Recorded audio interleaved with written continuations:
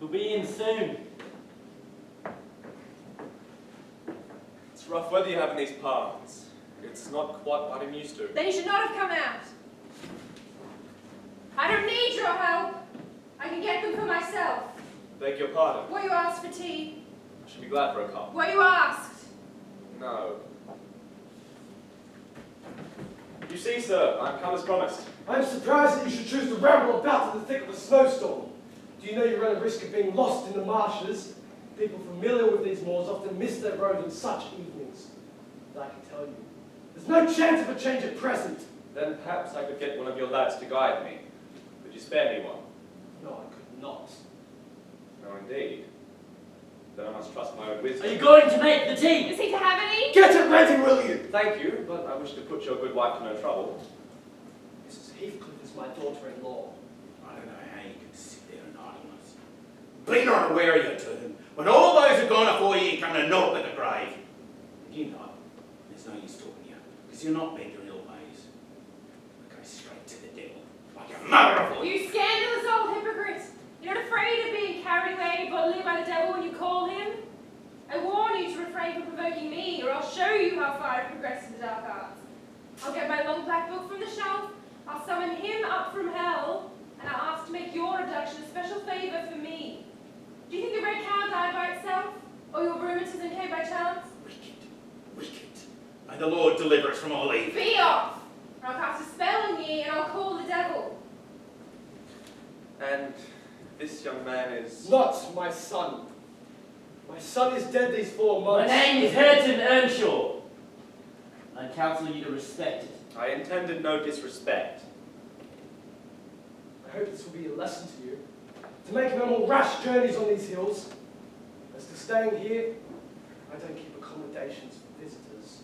You must share a bed with Hareton or Joseph if you do. I can sleep on a chair in this room. No! No, a stranger is a stranger, be he rich or poor. It will not suit me to permit anyone to arrange for the place when I'm off I'll guard. go with him as far as the park. You go with him to hell! Somebody must go. Not at your command! If you set store on him, you better keep And quiet! I hope his ghost will haunt you. And I hope Mr. Heathcliff will never get another tenant till the Grange is in ruin. Hearken, hearken, she's cursing on you!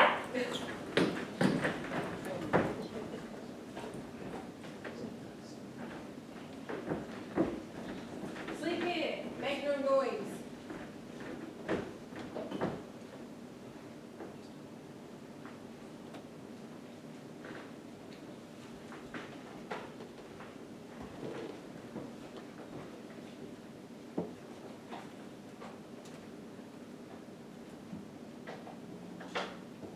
Catherine Earnshaw. Catherine Heathcliff. Catherine Winter.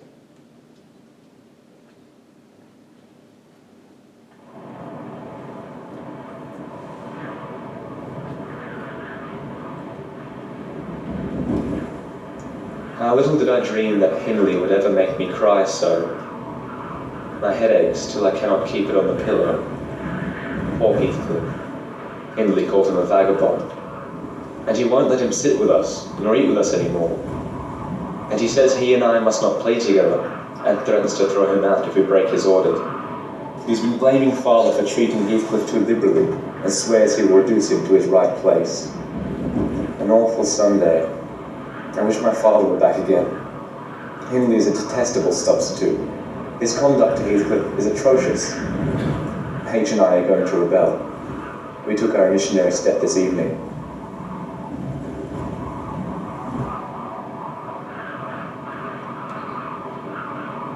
Catherine Earnshaw. Catherine Heathcliff. Catherine Winter. Catherine Earnshaw. Catherine Heathcliff. Catherine Winter.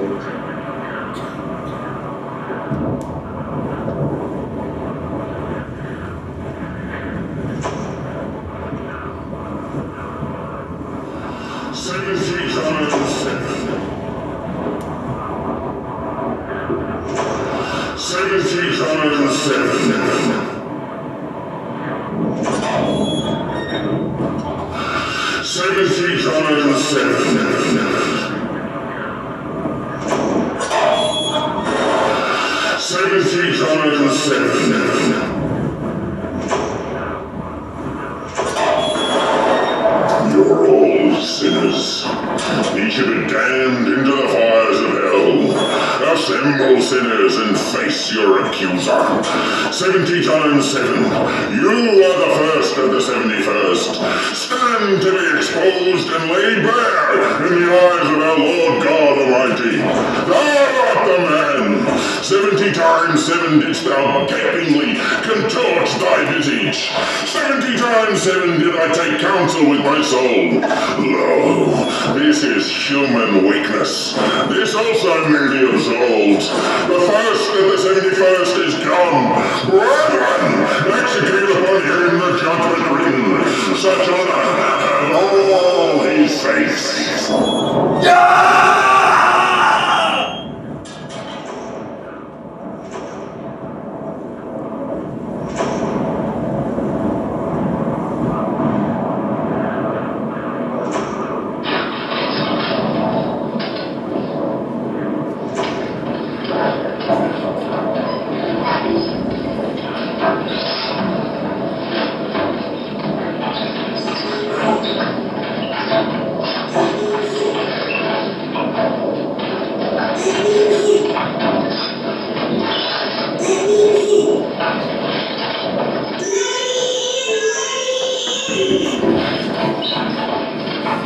Who are you? Kathy, I've come through. I lost my way on the wall. Let me in. Let me go, I'll let you in! Let me in.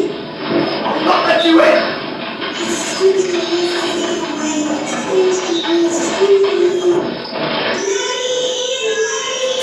Help! Help! Is it me? Help! Confound you, Mr. Lockwood, I wish you were at the Grange! As do I, if that little fiend had gotten the window. What fiend, you babbling man! Kathy! She claimed to have been walking the earth these past 20 years. A just punishment for her sins in life, no doubt. How dare you speak of another way under my roof! Get out! Return to the Grange! Kathy! Kathy, come in! Come in! Oh, do come, my heart's darling, hear me this time, please! Kathy!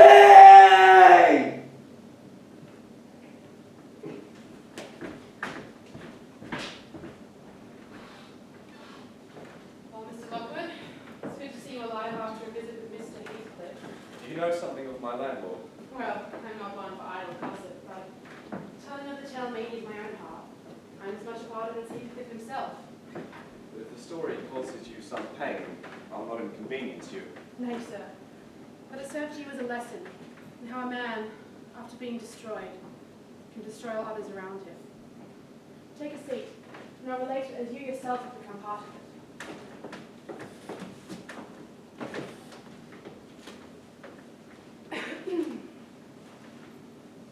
The year was 1771. I was housekeeper at Wuthering Heights. Not much more than a girl myself, and old Mr. Earnshaw had returned from a business trip to Liverpool. That's when we first laid our eyes on him. A small, dirty foundling from the streets.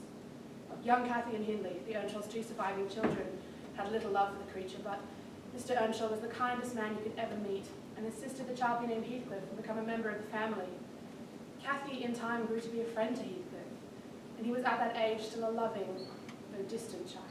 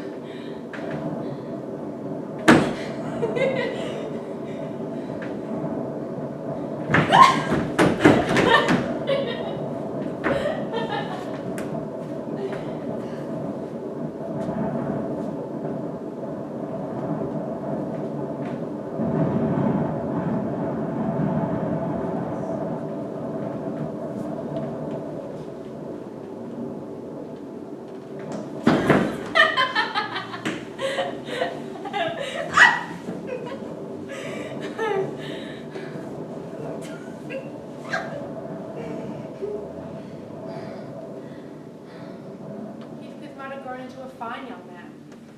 If it had not been for Hindley, jealous of the way he'd been replaced in his father's heart, and mark my words, Hindley was no saint himself.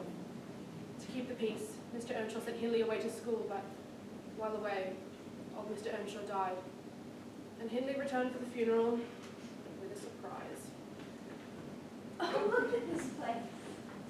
The platters, the fireplace. Oh, the beautiful white floor. Hindley, is this really all ours? And this was me, my new little sister, Kathy. Hello, Kathy. Kathy, greet my wife. She is your sister now.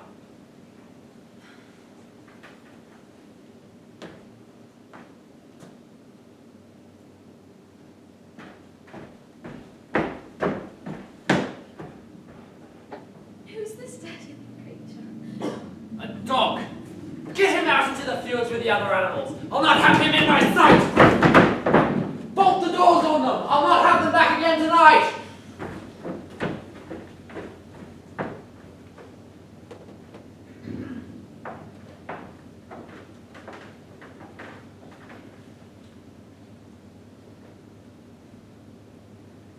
Where's Miss Catherine?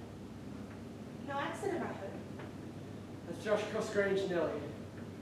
I would have been there too, but they had not the manners to ask me to stay. What in the world led you to Thrushcross Grange? Let me get out of my wet clothes and I will tell you about it.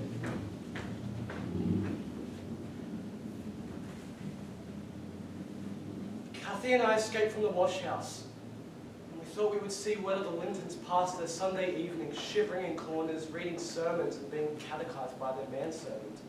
Probably not. No doubt they are good children. We ran from the top of the heights to the park and planted ourselves under the drawing room window. It was beautiful. A splendid place carpeted with crimson. Edgar and his sister had it entirely to themselves. Isabella was lying screaming at one end of the room, shrieking. Edgar stood in the hearth. And in the middle of the table sat a little dog. They had nearly put it in two between them. The idiots. That was their pleasure. To quarrel who should hold a heap of warm hair. I've not exchanged my conditions here for Edgar Linton's. Not even if I might have the privilege of painting the house from Hindley's blood. Hush. Hush. Still, you've not told me how Catherine is left behind. The Lintons heard us, so we thought we had better run. I had Kathy by the hands and all of a sudden she fell down. One of the Lintons' hounds had seized her by the ankle, Nellie. The keeper took Kathy up in his arms. He carried her in. He recognized her from church. They cast me out. Isabella wanted to lock me in the cell for being the son like the gypsy of the fortune teller. I'm too dirty to sit in their fine furniture. The old lady said I was unfit for their decent house. The servant dragged me off and pushed me into the garden. I tried to bring Kathy. But they kept her. They washed her feet in a fine bowl and gave her silk slippers and dainty cakes to eat. And brushed her hair. I could see they were full of admiration for her. She's so immeasurably superior to them. Is she not, Nellie? To everyone on earth?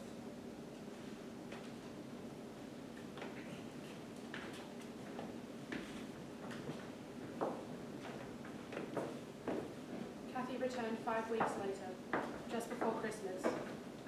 She was no longer the Kathy we knew. Living with society had given her airs and graces that were out of place at the Heights.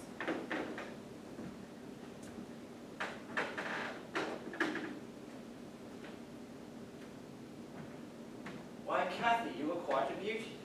I'd scarcely have known you. You look like a lady now. Isabella Linton is not to be compared with her, is she, Frances? Isabella Linton has not her natural advances, but she must mind not to grow wild here again. Nellie, help Miss Catherine off with her things. Or staging her dissipate your curls. Let me untie your hair. Is Heathcliff not here? Heathcliff, you may come forward. You may wish Miss Catherine welcome like the other servants.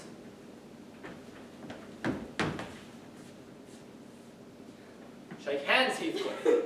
I will not. I will not stand to be laughed at. I didn't mean to laugh at you. I couldn't help myself. Heathcliff, shake hands at least. What are you sulking for? It was only that you looked odd. If you washed your face and brushed your hair, it would be all right. But you're just so dirty. You need not touch me. I will be as dirty as I please, and I like to be dirty, and I will be dirty.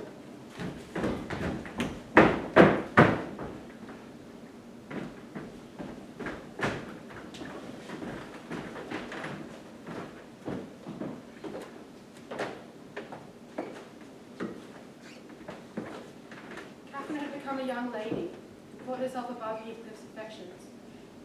They had lost in each other their closest ally.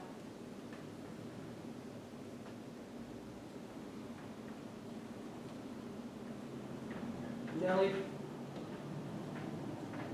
make me decent. High time, Heathcliff. You've grieved Catherine. She so never came home, I dare say. It looked as if you envied her because she's more thought of than you. Did she say she was grieved? She cried when I told her you're off on the moors again this morning. Well, I cried last night, and I had more reason to cry than she. You must ask pardon, mind, when she comes in. Go up and offer to kiss her. Only do it heartily and not as if you thought her converted into a stranger by her grand dress. Nellie, she has returned changed.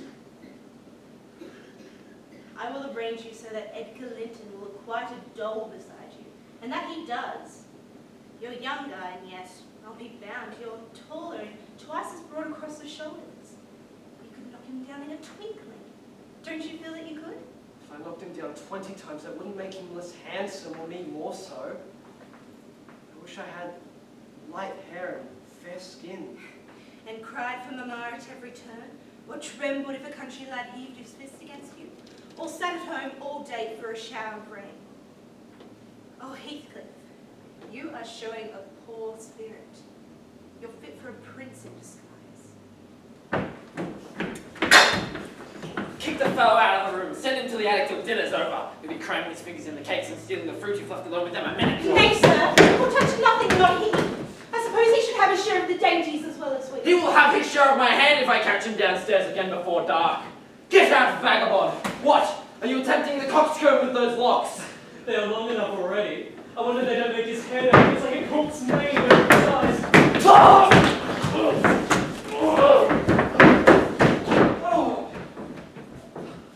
You should not have spoken to him. He was in a bad temper, and now you've spoilt your visit and you will be flogged. I hate him to be flogged. Why did you speak to him, Edgar? I didn't.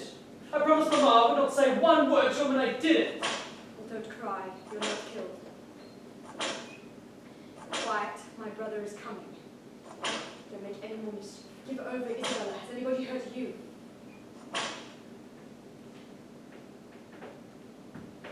Next time, Master Edgar, take the law into your own fists. It will give you an appetite.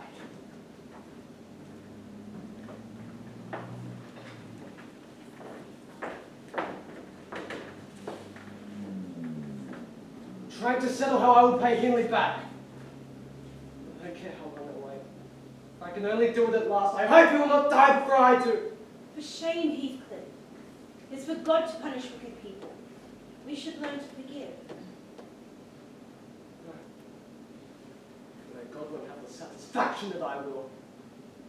I only wish I knew the best way. Let me alone and I'll plan it out! While I'm thinking of that, I don't feel pain.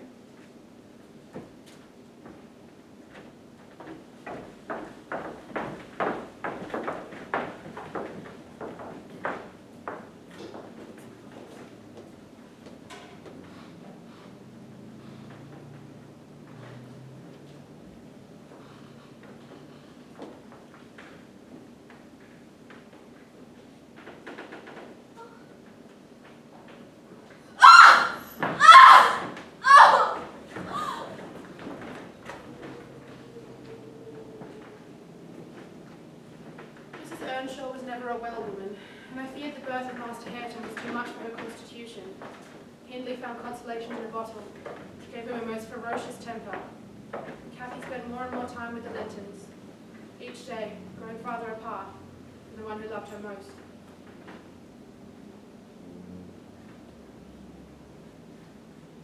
Kathy, are you busy this afternoon? Are you going anywhere? No, it's raining. Nobody coming here, I hope. Not that I know of. But you should be in the field by now. It is now past dinner time. I thought you'd gone. Hindley does not often free us from his accursed presence. I'll not work anymore today. I'll stay with you. But Joseph will tell. You'd better go. Joseph is loading line. We'll take him into the dark. He'll never know.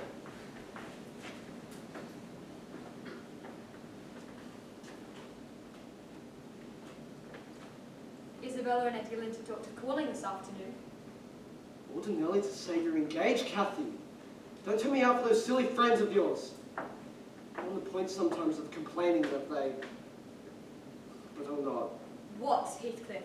What are we on the point of complaining about? Nothing. Only look at the almanac on the wall. The crosses are for the evenings you've spent with the Lintons, the dots for those spent with me. You see? It's marked every day. Yes, very foolish, as if I ever took notice. And where is the sense in that? Sure that I do take notice. And should I always be with you? What do I get? What do you talk about? You might be dumb or a baby for anything you say or anything you do to amuse me. You never told me before that I talk too little, or that you dislike my company, Kathy. It is no company at all when people know nothing and say nothing.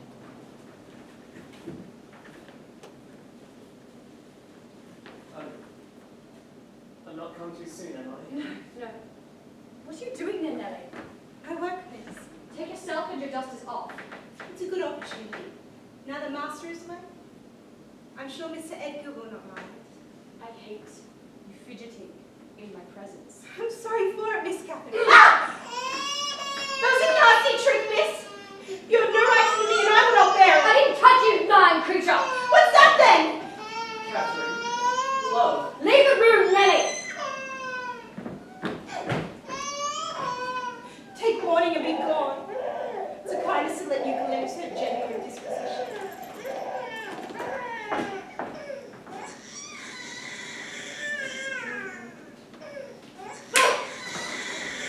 What are you doing? Where are you going? You must not go! My boss! Not yet, Edgar Linton.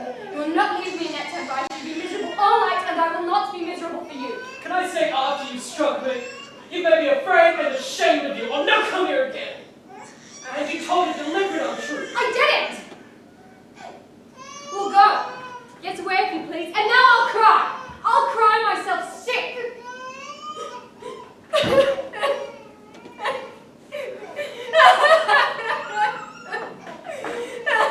Mrs. Dreadfully wayward, sir. As any my child. Let me running home or else she will grieve us.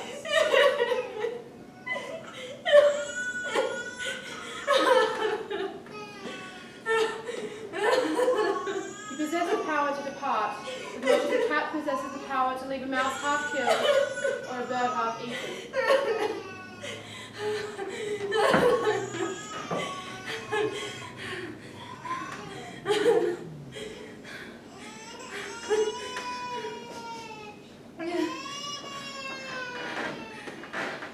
Mr. Earnshaw has returned rapid drunk and ready to pull the place down round our ears.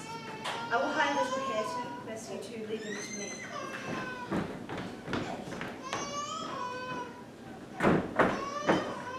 There, I found it at last. By heaven and hell, you swore between you to murder that child. I see how it is now that he's always out of my way. But with the help of Satan, I'll make you swallow the carving knife. But I don't like the carving knife! I want to kill some of you. I'll have no rest till I do. I'd rather be shot, if you please! You'd rather be damned, and so you will. Oh, I see the hideous little villain is not here. I beg your pardon, Nellie. If it be he deserves flaying alive for not running to welcome me, and for screaming as if I were a goblin. Dry thine eyes, here's the choice. Kiss me. What? You won't? Kiss me, Hampton. Damn thee, kiss me. Oh my God, you probably raised such a monster. As long as I'm living, I'll break the brat's neck.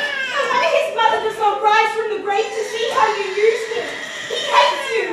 They all hate you. A happy family you have in a pretty state you've come to. I won't come to a prettier yet, Nellie. I would murder you tonight unless perhaps I set the house on fire. But that's as my fancy goes. They don't!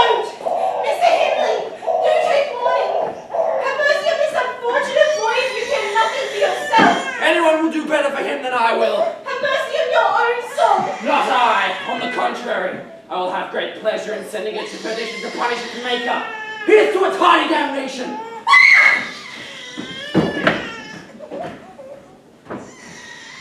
It's a pity he cannot kill himself with drink. He's doing his very utmost, but his constitution defies him.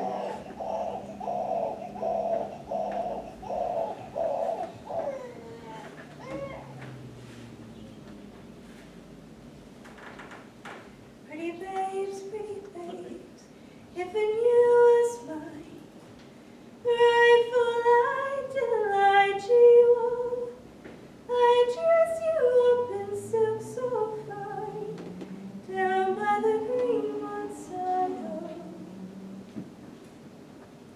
Are you alone, Nellie? Yes, miss. Where is Heathcliff? About his work in the stables. Oh dear, I'm terribly unhappy. Pity. You're so hard to please. So many friends and so few cares, and can't make yourself content. Nellie, will you keep a secret from me? Is it worth keeping? Today, Edgar has asked me to marry him, and I have given him an answer. Before I tell you whether or not it was consent, tell me which it should have been. Really, Miss Catherine, how could I know? Considering the exhibition you performed in his presence this afternoon, I might say it would be wise to refuse him. Considering he asked you after that, well, he is either hopelessly stupid or a venturesome fool. I accepted him, Nellie. Was I wrong? You accepted him. You have pledged your word and cannot retract. But say what I should have done, sir. There are many things to be considered. Do you love Mr. Edgar? Of course I do. Why do you love him, Miss Catherine? I do. That's sufficient. You must say why. Because he's handsome and pleasant to be with. Bad. And because he's young and cheerful. Bad still. And he loves me. And he will be rich, and I should like to be the grandest lady in all the neighborhood, and I should be proud of having such a husband. Worst of all. And now say how you love him. As everybody loves. Silly Nellie. Not at all. Answer. I love him entirely and altogether. And why? Well, you're making a jest of it. It is no jest to me. But there are several other young, handsome, rich men in the world. More handsome, possibly, and richer than he is. What should hinder you from loving them? There should be any there out of my way. I've seen none such as Edgar anyway. You may see some. And he won't always be young and handsome. And he may not always be rich. He is now, and I have only to do with the present. I wish you would speak rationally, Nellie. Well, that settles it. If you have only to do with the present, marry Mr. Lind. I don't want your permission for that. I will marry him, and yet you've still not told me whether I am right. Perfectly right. If people be right to only marry for the present. And now, let us hear what you're unhappy about. Your brother will be happy. The old lady and gentleman will not object. You will escape from a comfortless, disorderly home to a wealthy, respectable one. You love Edgar, and Edgar loves you. All seems smooth and easy. Where seems the obstacle? Here and here. In whichever place the soul lives, in my soul and in my heart, I am convinced that I am wrong. That's very strange. I cannot make it out. Do you ever have strange dreams, Nellie? Yes, now and then. I've dreamt dreams in my life that have stayed with me ever after. They've gone through and through me like wine through water and altered the colour of my mind. And this one I'm going to tell it. But take care not to laugh at any part of it. We're dismal enough without conjuring up ghosts and visions to perplex us. Come be merry and like yourself. I were in heaven, Nellie. I would be extremely miserable. You are not fit to go there. All sinners would be miserable in heaven. Nay, it is not for that. I dreamt once that I was there. I tell you, I won't hearken to your dreams, Miss Catherine. I'll go to bed. This is nothing. I was only going to say that heaven did not seem to be my home, that it broke my heart with weeping to come back to the earth, and the angels were angry that they flung me out onto the heath of Wuthering Heights, where I woke, sobbing for joy. There's a mite too much sobbing around here. Will none of us end in heaven for the sake of wet angels' wings? I've no more business to be in heaven than I do to be marrying Edgar Linton, and if the wicked man in there had not brought Heathcliff so low, I should never have thought of it. It would degrade me to marry Heathcliff now.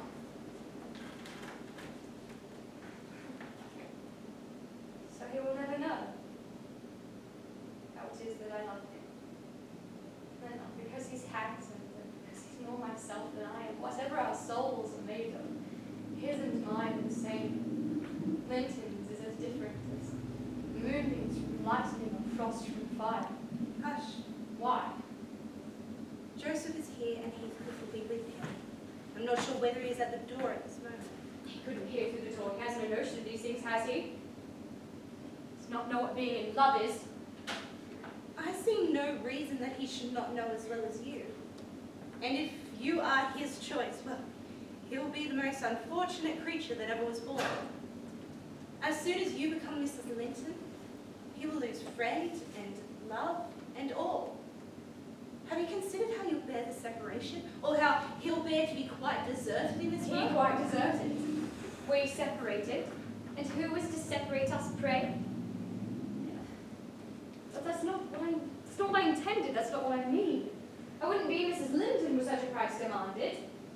Heathcliff will be as much to me as he has been all his lifetime.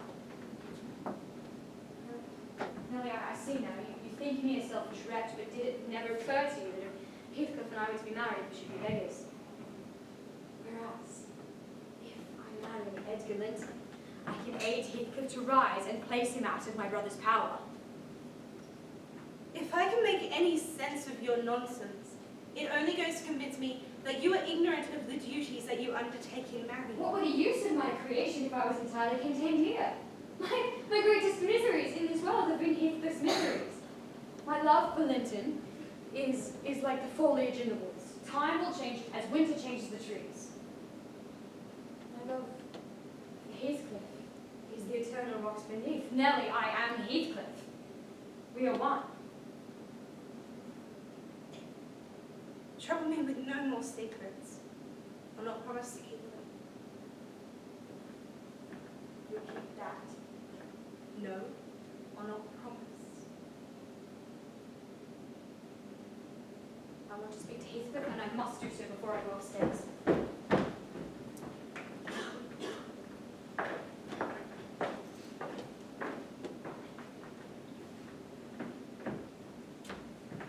wonder where he is. I wonder where he could be. Miss Catherine, I fear he has heard a good part of what you said. I'm sure I saw him quit the kitchen just as you complained of your brother's conduct toward him. What was I saying again, Nella? Quite forgotten, was he? Was he vexed at my bad behaviour this afternoon? Tell him what I've said to grieve him. I do wish he'd come. I do wish he would. That gets worse and worse. He's gone and left the gate full open and swinging in the storm enough to take its hinges off. And young Mrs. Pony's trampled 2 rows of corners out in the meadow. Heathcliff! Heathcliff! Heathcliff! Make more sense to look for the horse. Makes no sense to look for either horse or man on a night like this. It's black as a chimney. And Heathcliff's not the sort of chap that comes when you whistles. It can be hard to hear him when he doesn't want to be found. Heathcliff? Heathcliff? Miss Cathy ran about the moors most of the night calling for Heathcliff. I know not whether he heard her calls or was too far away, but his heart had been broken by the only one who possessed the power to do so.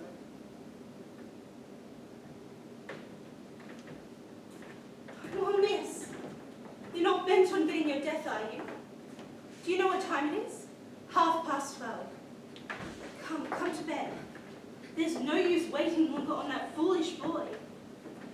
We're going to give it him now and he'll stay there. Guesses we shouldn't wait for him till this late hour. He guesses that only Mr. Hindley would be up and he'd rather avoid having the door opened by the master. Aye. He's not a gimmick. I'd never wonder if he's not at the bottom of a big hole. For all this fuss and bother was for nought. I'd have helped you look for him, miss, but he's not worth it. You're better off without, miss. It's for your own good. Some is chosen for good, some's chosen for rubbish. You know what the scripture says.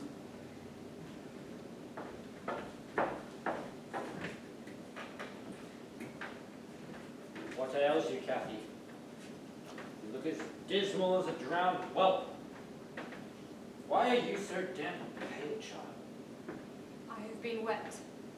I am cold as all. Oh, she is naughty. She got steeped in the late shower of yesterday's evening, and there she had sat the night through, and I couldn't prevail on her to stir. The night through. What kept her up? Not fear of the thunder, surely. That was over hours since. Running after the lad as usual. If I was a master, I'd slam the boards in their faces.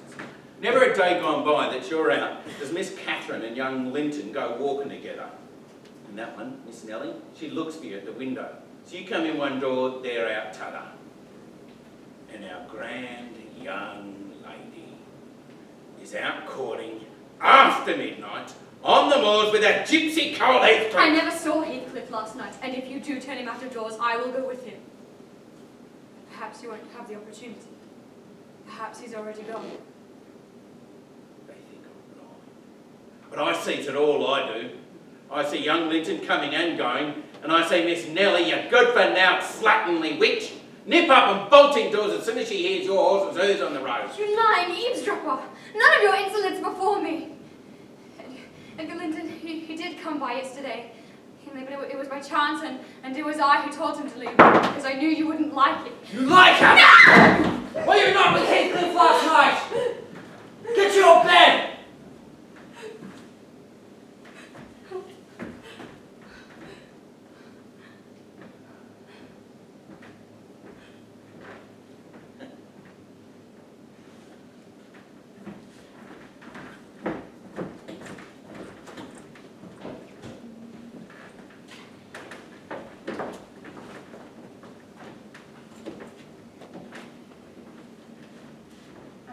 The day Miss Catherine and Master Edgar were wed.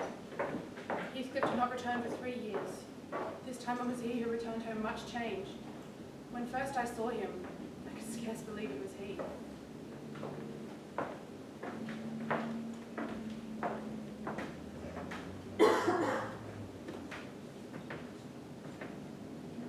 Nellie. Is that you? I've waited here an hour, and the whole of that time all around has been as still as death. You do not know me. Look, I'm not a stranger. What? Well, you've come back. Is it really you? Is it? Yes. Are they at home? Where is she? Nellie, you're not glad. You needn't be so disturbed. Is she here? Speak! I want to have one word with her, your mistress. Go and say some person from Gimmerton desires to see her.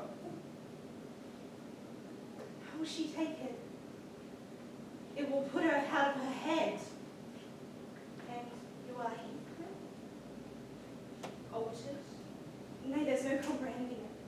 Have you been to the colonies? Go and carry my message. What in hell did you do?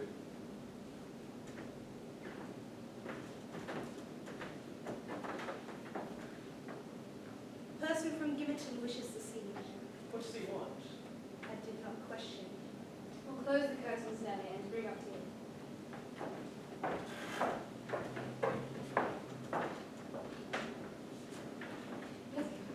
Edgar, darling, it's Heathcliff.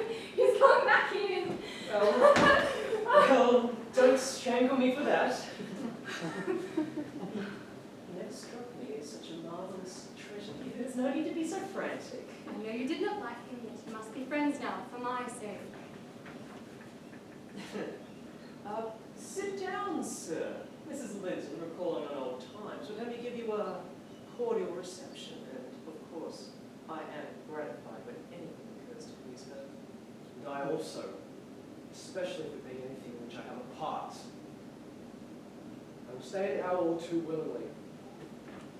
I will think it a dream tomorrow, to have seen and touched and spoken with you once more.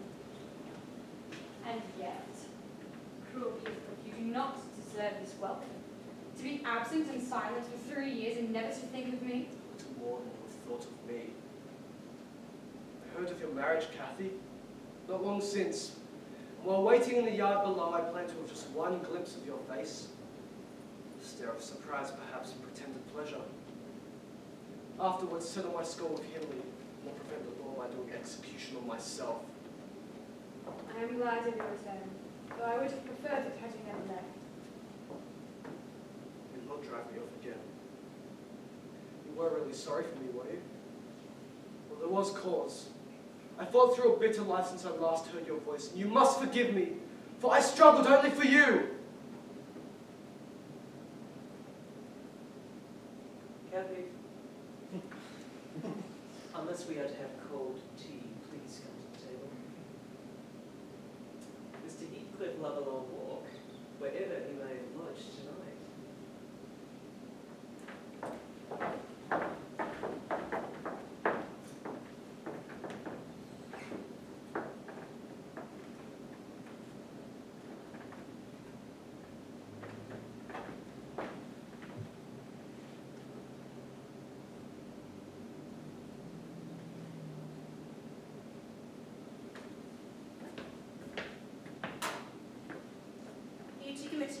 No.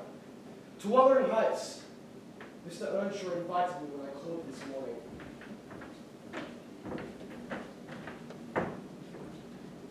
Pondered this sentence painfully after he was gone. Was he coming into the country to cause mischief?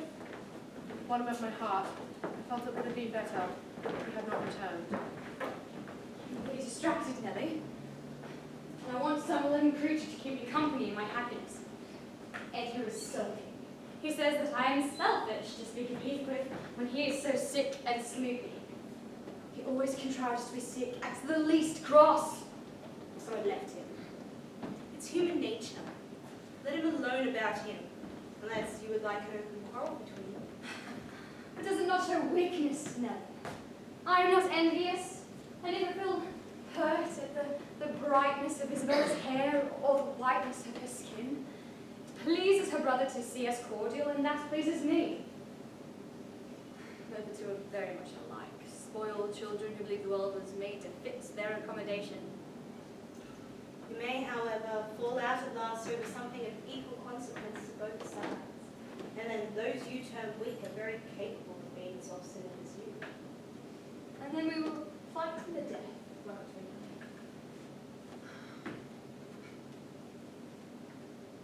And what if he's going to Wuthering Heights? He is reformed in every respect, apparently. Quite a Christian, offering the right hand of fellowship to his enemies all round. He explained it. When he called at the Heights to ask about me, there were some men playing cards. My brother invited him to sit and lost some money to him. My brother is reckless with his friendships and cannot see harm in one he is so basely injured. Still, Heathcliff affirms that his main reason for staying at Heights is to be closer to me, so we may see each other on walks. I'll not believe that. He means some harm by all of this, I'm sure of it. He would not stay with one he hates if it was not for some end. He means to offer liberal payment for permission to lodge, and doubtless my brother's greed will prompt him to take it. He was always greedy, but whatever he gets with one hand, he flings away with the other. I have no fear for Heathcliff. He has a good head, and it will keep him from harm. Though I fear a little for him. Though he cannot be made morally worse. It is only I that stands between him and bodily harm. And what of your husband? I must go apologize to Edgar, if only to sweeten Heathcliff's next visit. I will make my peace instantly. Good night, Nellie.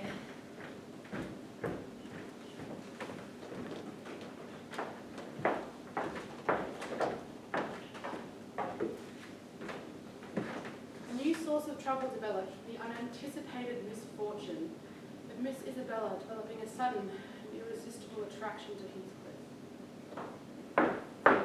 You left the doors open and let the fire go out the express purpose of giving me a cold. We'll get to bed then. I'll send for the doctor and he can bleed you. My health is perfect. It is your harshness that makes me unhappy. How can you say I am harsh, you naughty little foldling? You are losing your reason. When have I been harsh? Tell me. Yesterday and now? Yesterday. In our walk along the moor, you told me to ramble along where I pleased while you sauntered on with Mr. Heathcliff. And that's your notion of harshness? It was no hint that your company was superfluous. We did not care whether you kept with us or not. I merely thought that Heathcliff's talk would have no interest for your ears. Oh, no, you wished me away because you knew I liked to be there. Are you sane? I shall repeat our conversation word for word, and you can tell me whether it has any charm for you. It is not the conversation. I wanted to be with Well, him. And I won't always be sent away, Kathy. We're a dog in the manger. Designed no one to be loved but yourself. you impertinent little monkey. Shall not believe this, EDC. It is impossible that you desire the admiration of Heathcliff, that you think him an agreeable person. I hope I have misunderstood you, Isabella. No. I love him more than you ever loved Edgar, and he might love me if you let him. I wouldn't beat you for a kingdom then. Heathcliff is an unreclaimed creature without culture or refinement. Do not imagine that he is a rough diamond, a pearl contained in a rustic oyster. He is a fierce, pitiless, wolfish I man. will listen to no more of these lies.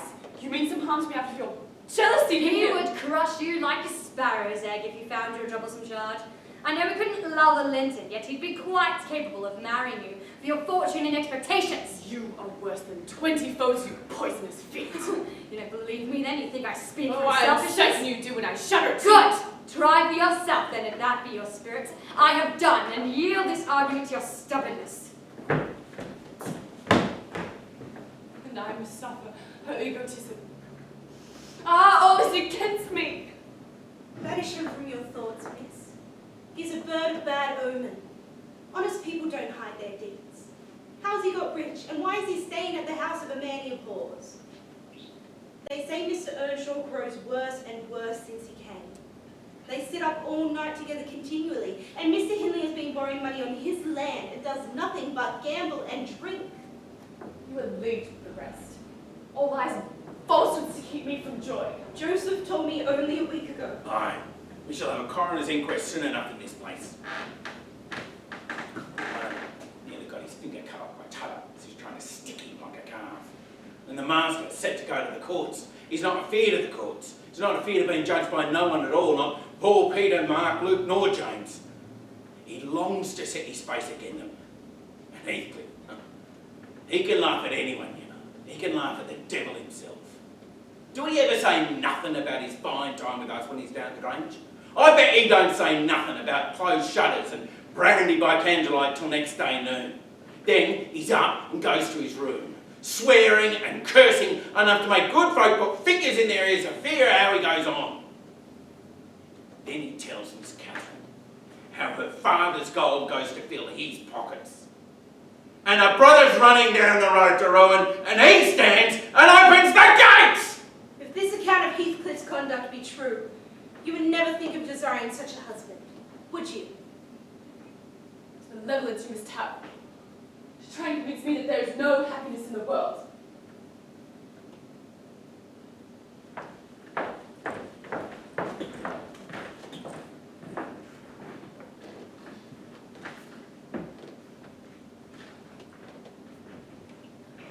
Come in. That's right. Here are two people, sadly in need of a third, to thaw the ice between them. And you are the one that both of us should choose. Heathcliff, I am proud to present to you someone who dotes upon you more than myself. My poor darling little sister-in-law has been breaking her heart by mere contemplation of your physical and moral beauty. My moral beauty. Tell me more. It lies in your own power to be Edgar's brother. We were quarrelling like cats about you, Heathcliff, and I was fairly beating in praises of your virtues, and, moreover, was told that should I have the manners to stand aside, my rival, as she would have herself to be, would shoot a shaft into your soul that would fix you forever and banish my image into eternal oblivion. I thank you to adhere to the truth and not slander me even in joke. Mr. Heathcliff, I thank you to be kind enough to make this friend of yours release me. She forgets that you and I are not intimate acquaintances. What amuses her is painful to me beyond expression. By no means. I will not be named dog in the manger again. You will stay. Now then, Heathcliff, why do you not show satisfaction at my pleasant news? Isabella swears to me that the love Edgar has for me is nothing to that which she entertains for you. I think you delight her. I'm sure she's made some speech of the kind, and she hasn't eaten since our walk the day before yesterday. from sorrow and rage that I have dispatched her out of your society under the impression of its being unacceptable. Well, she wishes to be out of my society now. At any rate! Oh, there's the tigress. Be gone, for God's sake. Hide your vixen face. How foolish of you to reveal those talents to him. Can't you fancy the conclusions he will draw? Heathcliff, these are the instruments that will do your execution. You must beware your eyes. If they ever menaced me, I'd wrench them off her fingers! But what did you mean by teasing the creature in that manner? You're not speaking the truth, were you? I assure you I was. She's been pining for your sake for several weeks now and raving and pouring forth a deluge of abuse because I represented your failings in plain light for the purpose of mitigating her adoration. No, I could be able to attempt it, except in a very ghoulish fashion. Notice it no further. Only wished to punish her sauciness. I like her too well, my dear Heathcliff, to allow you to absolutely seize and devour her up. You'd hear of odd things if I lived alone with that monkish waxen face.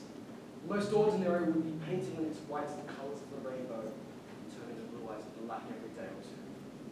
They so detestably resemble.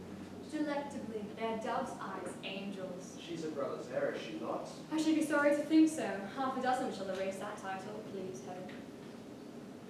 Abstract your mind from the subject at present. You are far too prone to coveting your neighbour's goods. Remember, this neighbour's goods are mine. If they were mine, they would be nonetheless that. But though Isabella Linton may be silly, she's scarcely made. No doubt dismiss the matter as you advise.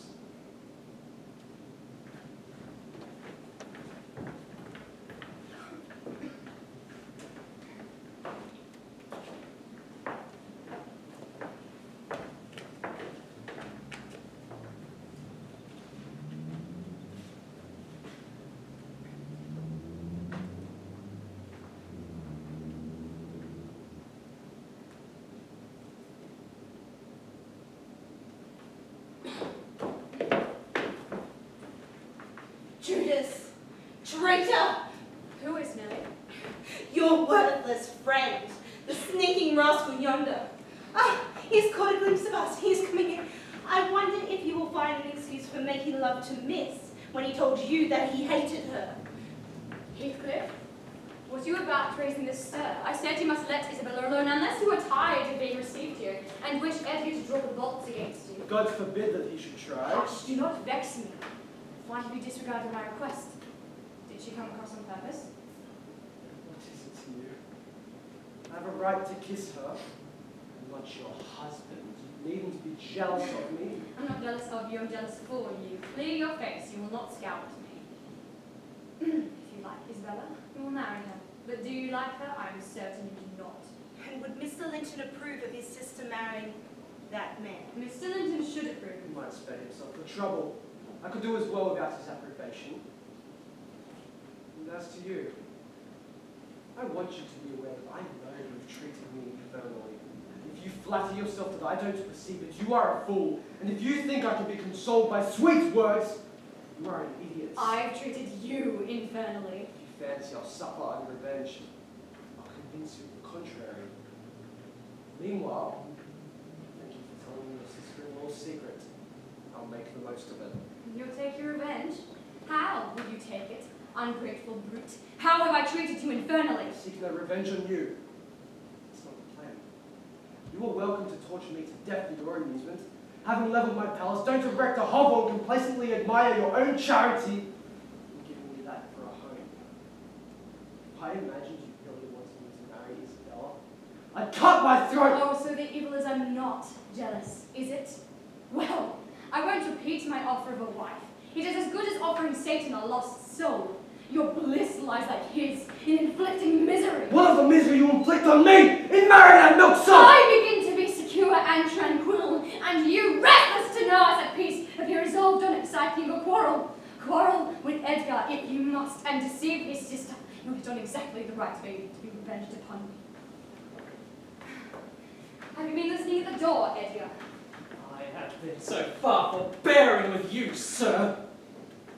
Not that I was ignorant of your miserable, degraded character, but I felt you're only partially responsible for that. Catherine wished to keep up your acquaintance and agreed foolishly. Your presence. It is a moral poison that will contaminate the most virtuous. For that cause, and to prevent further consequences, I will deny you hereafter admission into my house, and now notice that I require your instant departure. If you have not the courage to attack him, then make an apology or prepare to be beaten. Heathcliff would as soon raise a finger to you as a king would march against an army of mice. I wish you the joy of the milk-blooded coward. I compliment you on your taste. And that is the slavish, shivering thing you prefer to me. I would not strike him with my fist, but I'd kick him with my foot and experience considerable satisfaction. Yes! You're done with coming here. Get away now. He'll return with a brace of pistols and half a dozen assistants. You're blatantly ill-trained, Heathcliff. Get away. I would rather see Edgar at bay than you. I'll crush his whips like a rotten hazelnut! If I don't floor him now, I will murder him later. So as you value his existence, let me get at him! He's not coming! There's the coachman and 2 gardeners. You'll surely not wait to be thrust into the road by them. Each has a pistol.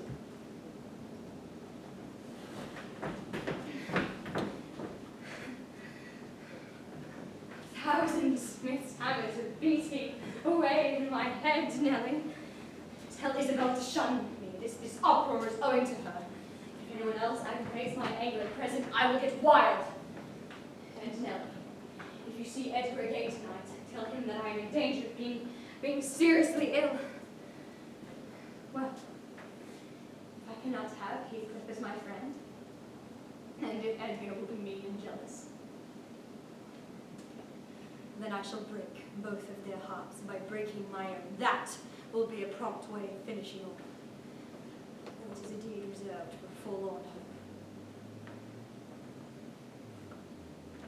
hope. Remain where you are, Kathy. I will not stay. I come neither to wrangle nor be reconciled. But I wish just to learn whether after this evening's event you intend to continue your intimacy. Oh, for God's sake! Let us hear no more of it now! Your blood cannot be worked into a fever. Your veins are full of ice water, and the sight of such chilliness makes my own veins dart. To get rid of me, answer my question! Will you give up Heathcliff hereafter, or will you give up me? I reply to be left alone! I demand it! Can't you see that I can scarcely stand? Eddie, leave.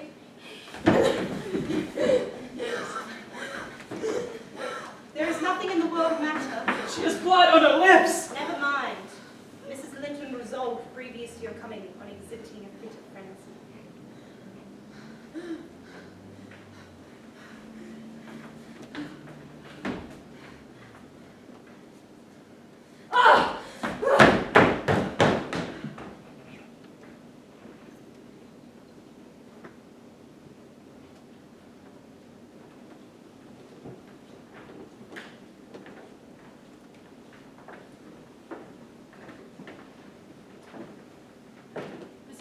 Not descend the next day for breakfast, nor would she come down the next 2 days for dinner or tea.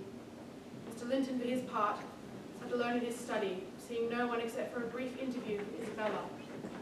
While Miss Isabella moped around the gardens, Mr. Linton sat in his library, Catherine kept her door firmly locked. On the 3rd day, she unbarred it, and desired a fresh supply of water and a basin of gruel. She believed she was dying. No, I'll not die. He'd be glad. He does not love me at all. He would never miss me. Did you want anything there? What is that apathetic being doing? Has he fallen into lethargy or is he dead? Neither, if you mean Mr. Linton. He is tolerably well, though his studies occupy him rather more than they ought. He's constantly among his books since he has no other society. Among his books, and I am dying, on the brink of my grave. God, does he not know how I am altered? Is that Catherine Linton? He imagines me a pet in a play, perhaps. To inform him that it is frightful earnest, Nelly, but not be too late. As soon as I learn how he feels, I'll choose either to starve, that would be no punishment unless he had a heart, or to recover at once and leave the country. Are you speaking the truth about him now? Take care. Is he actually so utterly indifferent for my life? Why, ma'am, the master has no idea of your being deranged. He does not fear that you will let yourself die of hunger. Cannot you tell him I will? Persuade him, speak your own mind, so say that you are certain I will. No. You forget, Mrs. Linton, that you have eaten some food with a relish this evening, and tomorrow you will receive its good effects. I was only sure it would kill him, I'd kill myself directly. These last 3 nights, I've never closed my lids. I've been tormented, I've been haunted, Nelly. I begin to fancy you like me. That's strange. I thought that everybody hated and despised each other, that they could not avoid loving me. And yet they've all turned enemies in a few hours. How dreary to meet death surrounded by their cortoses. Isabella Linton, terrified and repelled, afraid to enter the room.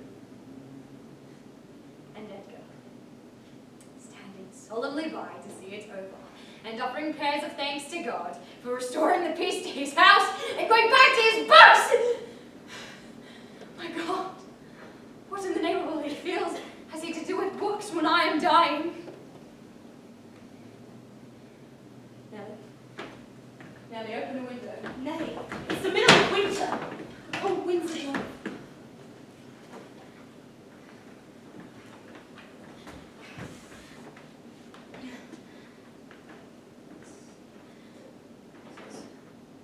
That's a turkeys. This is a wild ducks. This is pigeon feathers. They put pigeon feathers in the pillows. No wonder I couldn't die. Take care to leave that one on the floor before I lie back down. This is wait you. Some more colours.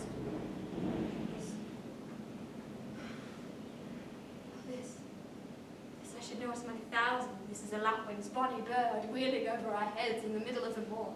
It wanted to get to its nest with the clouds. It touched the swells and it felt the rain come. Its feather was picked up in the heath. The bird was not shot. We saw its nest in the winter full of tiny little skeletons. Heathcliff had set a trap over it so that the old ones dare not come. I made him promise to never shoot a lapwing after that. But he didn't.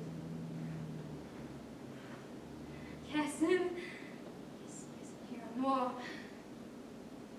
Did you shoot my lapwings, Nelly? Are they red? Any of them? Let me look. Give over with that baby bird. Lie down and shut your eyes and wonder. Nelly, I see in you an aged woman.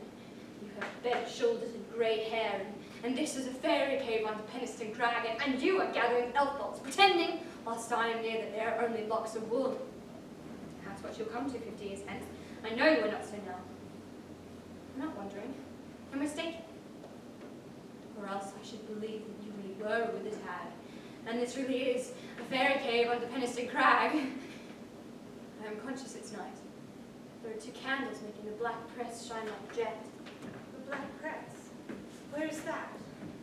You're talking in your sleep. It's against the wall as always is. I see a face in it. Don't you see that face? It's behind there still. Who is it? Nelly, I hope they will not come up when you are gone. I'm afraid of being alone. It is myself. The clock is striking 12, it's true. It's dreadful. Ah! Oh. I thought I was at home. I thought I was lying in my chamber at Wuthering Heights. Stay with me. I dread sleeping alone. My dreams appall me. Power was in my old bed, in the old house on the wind, sadly in the firs by the lattice. It comes straight down the moors, you know. Do let me feel it, do let me have just one breath. Mrs. Linton, lady of Thrushcross Grange, wife of a stranger, an exile, an outcast of what had been my world. You may fancy a glimpse of the abyss where I grovelled.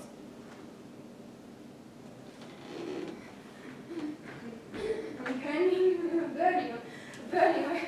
I wish I were at a daughter. I wish I were a little girl again. How savage and hardy. I'm sure I would be myself amongst the heather on those hills. Look. It's my room. There's a candle in the tree swaying before it. And then the other candle is Joseph's garret. Joseph stays up late, doesn't he? He's waiting so that when I return, he may lock the gate. He'll wait a while. It is a long, rough journey and a sad heart to travel in. We must pass by Givington Kirk to make that journey. We braved its ghosts often together and dared each other to stand amongst the graves and ask them to come out. But Heathcliff, I dare you now, will you venture? If you do, I'll keep you. I'll not lie there by myself. They may bury me 12 feet deep and throw the church down over me, but I will not rest until you are with me. I never will. He's considering. He'd rather I come to him. Find a way, not through the kirkyard. You are slow. Be content. You always followed me.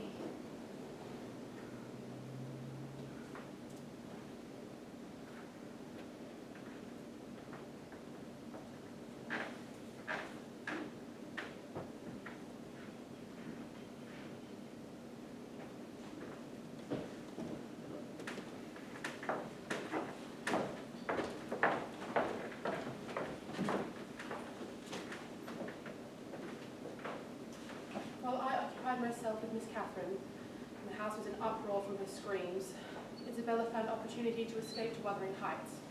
And Steen, were they wed? Aye, sir.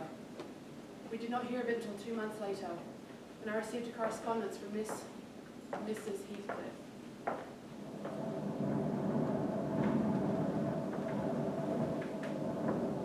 Dear Ellen, I came last night to Wuthering Heights and heard for the first time Catherine has been, and is yet, very ill and with child. I must not write to her. I suppose my brother is either too angry or too distressed to answer what I send him. Still, I must write to somebody, and the only choice left me is you. Inform Edgar that I would give the world to see his face, and that my heart returned to Thrushcross Grange in 24 hours after I left it, and is there at this moment, full of warm feelings for him and Catherine. I can't follow it though. They need not expect me, and they may draw what conclusions they please, taking care, however, to lay nothing at the door of my weak will or deficient affection. I want to ask you 2 questions. First is, how did you contrive to preserve the common sympathies of human nature when you resided here? I cannot recognize any sentiment which those around me share with me. The second question concerns my husband. It is this. Is Mr. Heathcliff a man? If so, is he mad? And if not, is he a devil? I shan't tell my reasons for making this inquiry, but I beseech you explain, if you can. What have I married? Don't write, but come. As Heathcliff may read it, bring me something from Edgar. I sometimes wonder at him with an intensity that deadens my fear, yet I assure you a tiger or a venomous serpent cannot rouse terror in me to which he awakens. He told me of Catherine's illness and accused my brother of causing it, promising that I should be Edgar's proxy in suffering till he could get hold of him. I do hate him. I am wretched. I have been a fool. Beware of offering one breath of this to anyone at the Grange. I will expect you every day. Don't disappoint me. Isabella.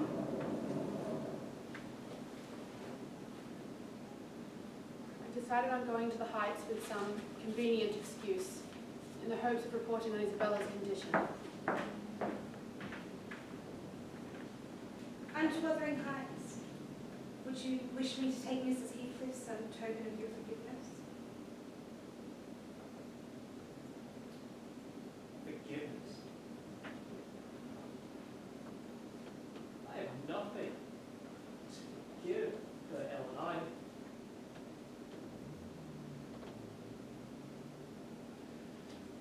You may call at Wuthering Heights this afternoon, if you like, and say that I am not angry, but I am sorry to have lost her, especially as I can never think that she will be happy.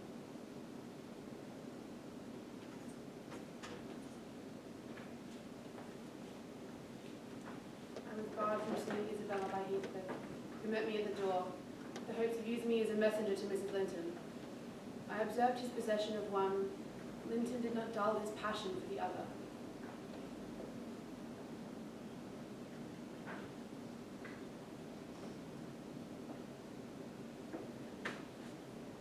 I have no pity.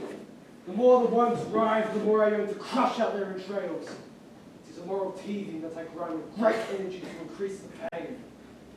I'll not stay here to hear this story. You're not going yet! Come here now. I must either persuade you or compel you to aid me, feeling my need to see Catherine. I swear I mean no harm. I only wish to hear from her own lips why she's been ill, and ask if anything I can do will be of help to her.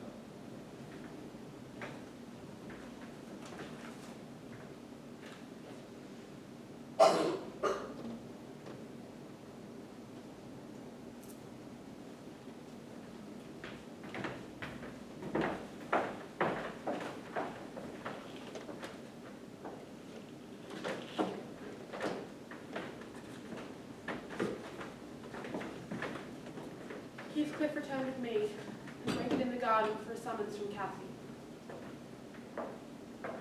There's a letter for you, Mrs. Linton. You must read it immediately because it wants an answer. Will I break the seal? He wishes to see you.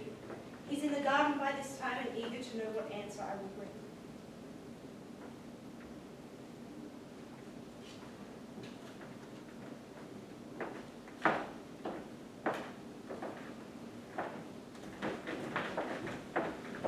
Cathy! My life, how can I bear it? What now? You and Edgar have broken my heart, Heathcliff and Ed. You both come to bewail the deed to me as if you were the people to be pitied. I will not pity you, not I. You have killed me and thrived in a life. How strong you are. How many years do you mean to live after I am gone? I wish I could hold you until we were both dead. Don't torture me until it was mad as yourself. Are you possessed with the devil to talk in that manner to me when you were dying? I shouldn't care what you've suffered. I care nothing for your sufferings. Why shouldn't you suffer? I do. Will you forget me? Will you be happy once I'm in the earth? Will you say 20 years hence, that's the grave of Catherine Earnshaw I loved her once long ago when it was wretched to lose her? Reflect. All those words will be branded in my memory and eating deeper eternally after you have left me. Though you like to say I have killed you, and Catherine, how I could as soon forget you as my own existence.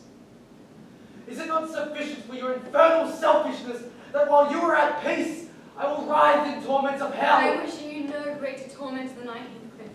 I only wish us never to be parted, and should a word of mine pain you hereafter, I will feel the same pain underground. For my sake, forgive me. Teach me how cruel you've been. Cruel and false. Why did you despise me? Why did you betray your own heart, Cathy? I have not one word of comfort. You deserve this. You have killed yourself. You may kiss me and cry and wring out my kisses and tears. Yet love lightly. How dare you? You loved me. Then what right you had to leave me? What right for the poor fancy you felt for Linton? Because misery and degradation and death and nothing that God or Satan could inflict would have parted us.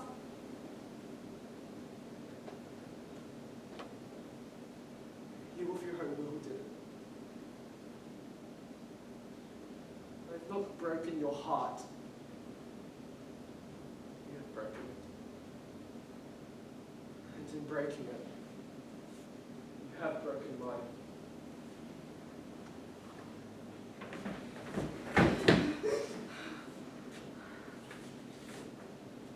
Let me alone! If I've done wrong, I am dying for it. It is enough! You left me too. I won't upbraid you. I forgive you. I forgive you. Forgive me. Please. Kiss me again and don't let me see hate in your eyes. I forgive what you have done to me. I love my murderer. But yours! How can I?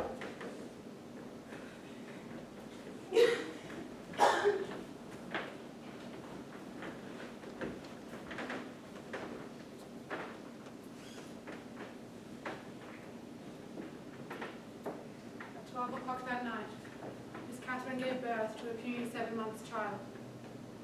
2 hours after, she died, having never regained enough consciousness to miss Heathcliff or know Edgar.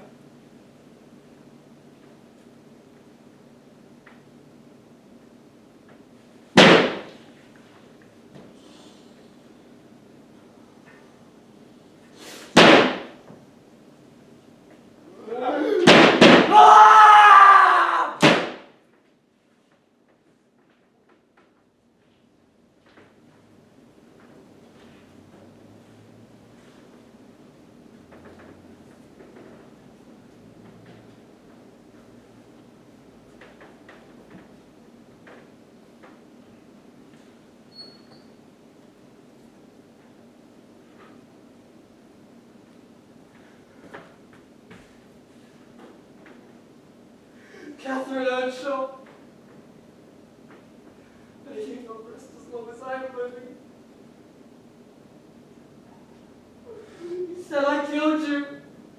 Haunt me then. Be with me always, take any form. Send me back.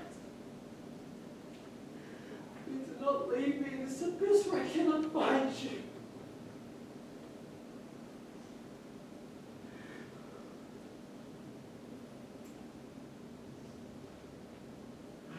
Live without my life. I cannot live without my soul!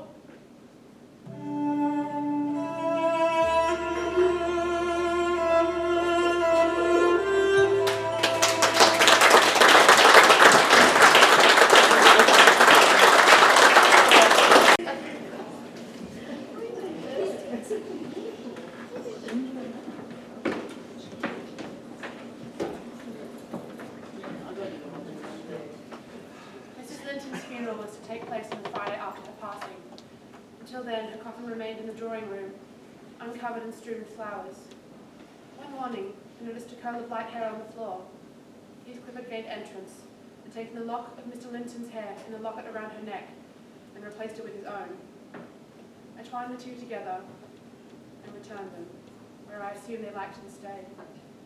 Heathcliff remained at the grave until late in the evening, and I could make out his haunted silhouette in the moonlight as he made his way across the moors, back to the heights.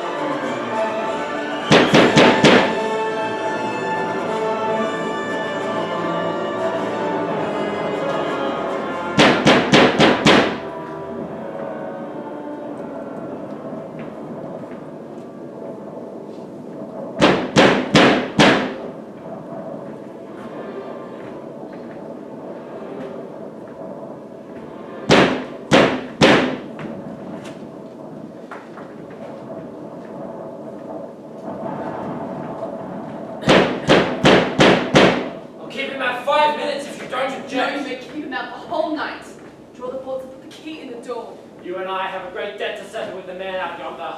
If we are not cowards, we might combine to discharge it. Are you as soft as your brother? Are you willing to endure to the last and not once claim retribution? You would do it, and I'd be glad of a retaliation that would recoil on myself. Treachery and violence are spears pointed in both hands.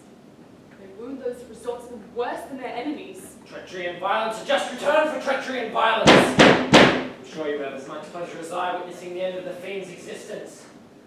Catherine is gone. Nobody alive would regret me or be ashamed if I should cut my throat. But I'll make an end to him, and then myself!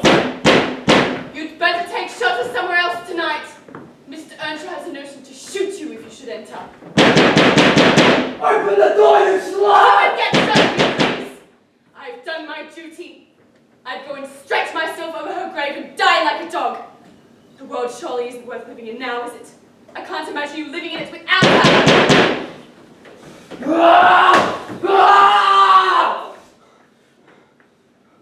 I'll not have you dead yet!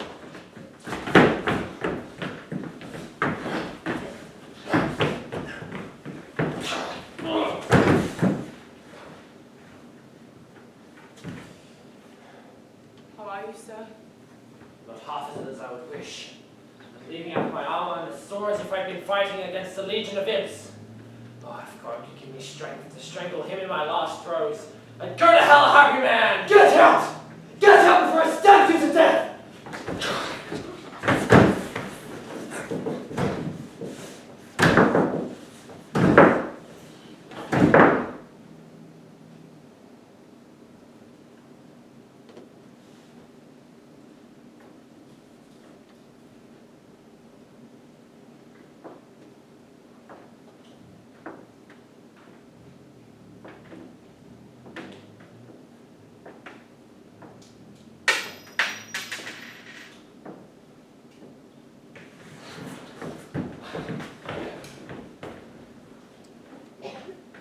Isabella left Wuthering Heights, and soon after gave birth to a son by Heathcliff. The child was named Linton.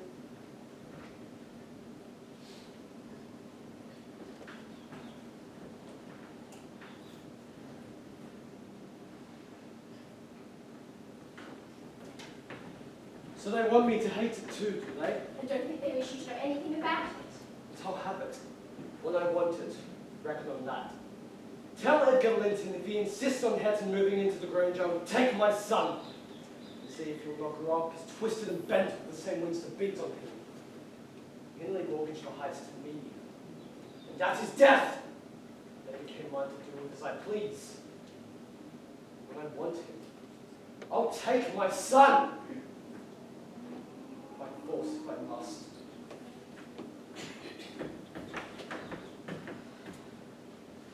It was many years before he could take his child.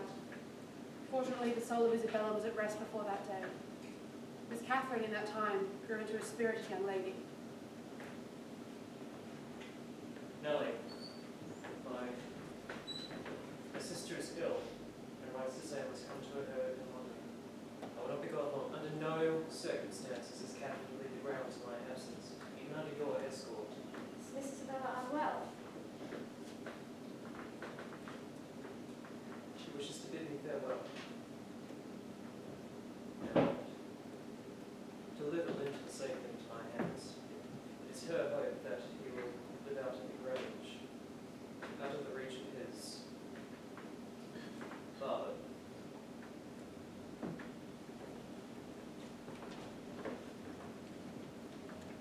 A letter Edward Black announced the day of my master's return. He bid me to get mourning for his daughter and arrange a room for his nephew. Linton is only 6 months younger than I am. How much fun it will be to have him as a playmate. Isabella sent Papa a beautiful lock of his hair. I've often wondered how nice it would be to see its owner.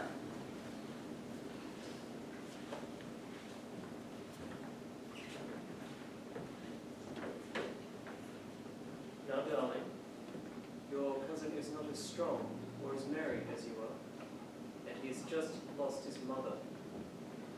Do not expect him to play and run about with you immediately.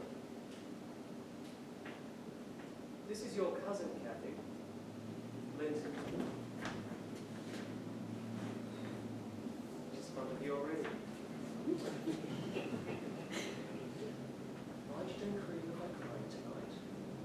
is at an end. Try to be cheerful now. You have nothing to do but rest and amuse yourself as you wish. Let me go to bed then. Oh, come, come. Here's a good child. Make her weep too. See how sorry she is for you. Now, Miss Catherine, take young Master Linton and some tea.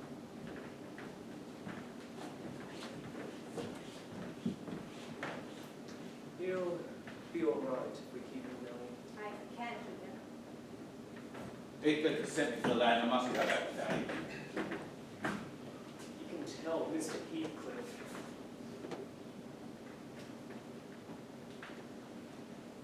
That his son will come to Wuthering Heights tomorrow.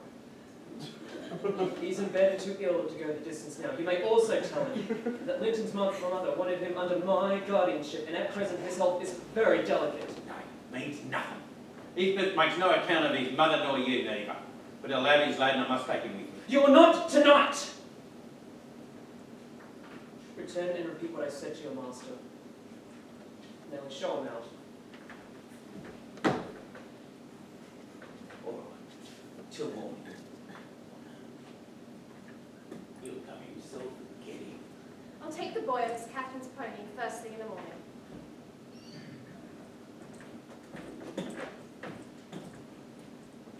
As we all have no part in its destiny, good or bad, you must say nothing of where he is going to my daughter. It is better for her to remain ignorant, lest she should want to visit the Heights. Merely tell her that his father sent from Southern, and he's been obliged to leave us.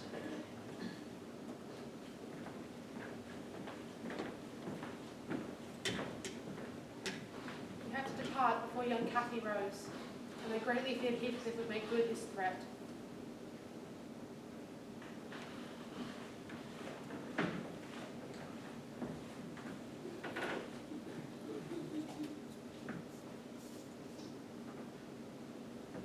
Hello, Nellie. I feel I should have come down to fetch my property myself. Surely I swapped it with a lass. Want to see what we can make of it.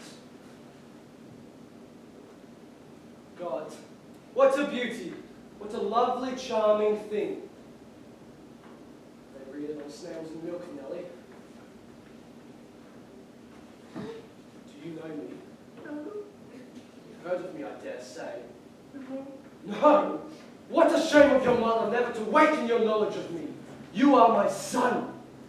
Your mother was a wicked slut to leave you in ignorance of the sort of father you possess. I hope you'll be kind to the boy, Mr. Heathcliff. We will not have him long. After all, he's all the kin you have in the world. Be very kind to him, you need interfere. My son is prospective owner of your place, and I should not wish him to die till I was certain of being his successor. If I wished any blessing, it would have been to find him worthy of pride. No time bitterly disappointed with the way-faced wretch.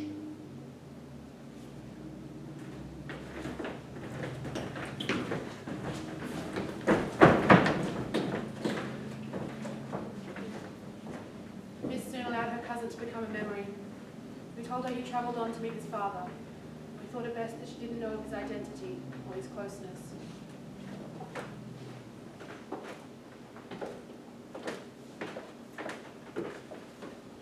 Would have stayed that way, had we not wandered too far on one of our walks.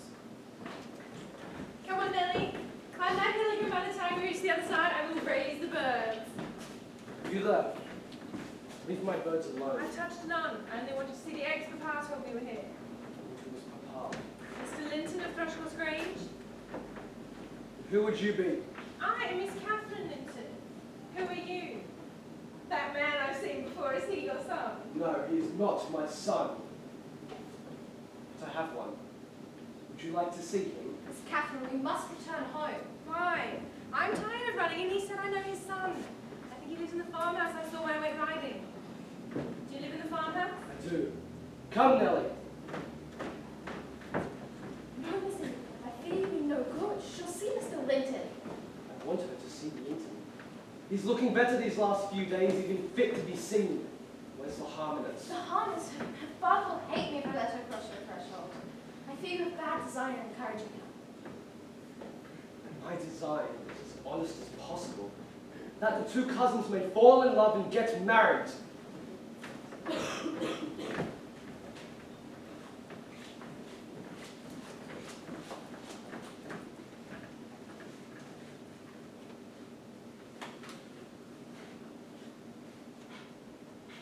So, Kathy, can you tell me who this is?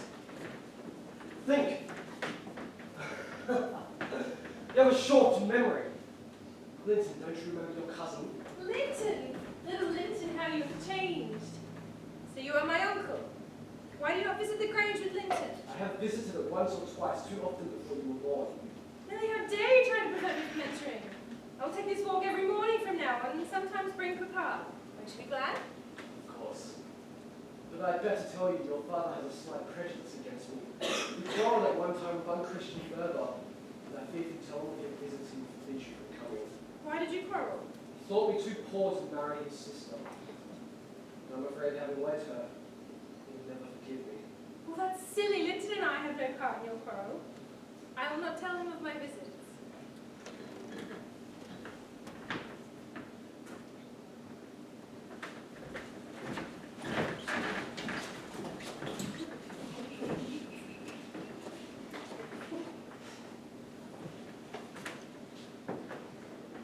I thought it best that Mr. Linton was informed of the events on that day's walk.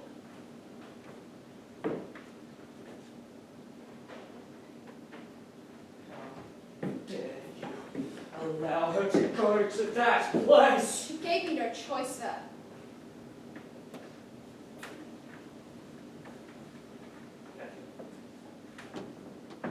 You must promise me that you will never go to Wuthering Heights again.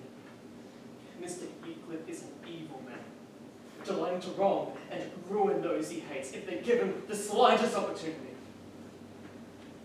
I meant to explain this as you were growing up. But Papa, Mr. Heathcliff was most cordial, and he didn't mind if I came to the house as often as I pleased. Mr. Heathcliff came by Wuthering Heights dishonestly.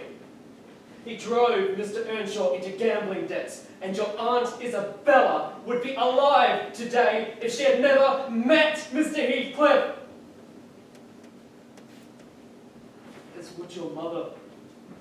You are to avoid his house and family at all costs. Do you understand? Yes, Papa. May I not write a note to Linton explaining that I will not visit him tomorrow and why I may not loan him the books I promised? No! No. You may not. I'll hear no more on the subject.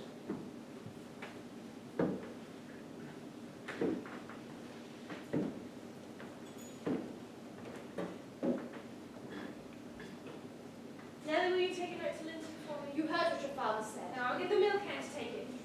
Do no such thing. Your father has spoken.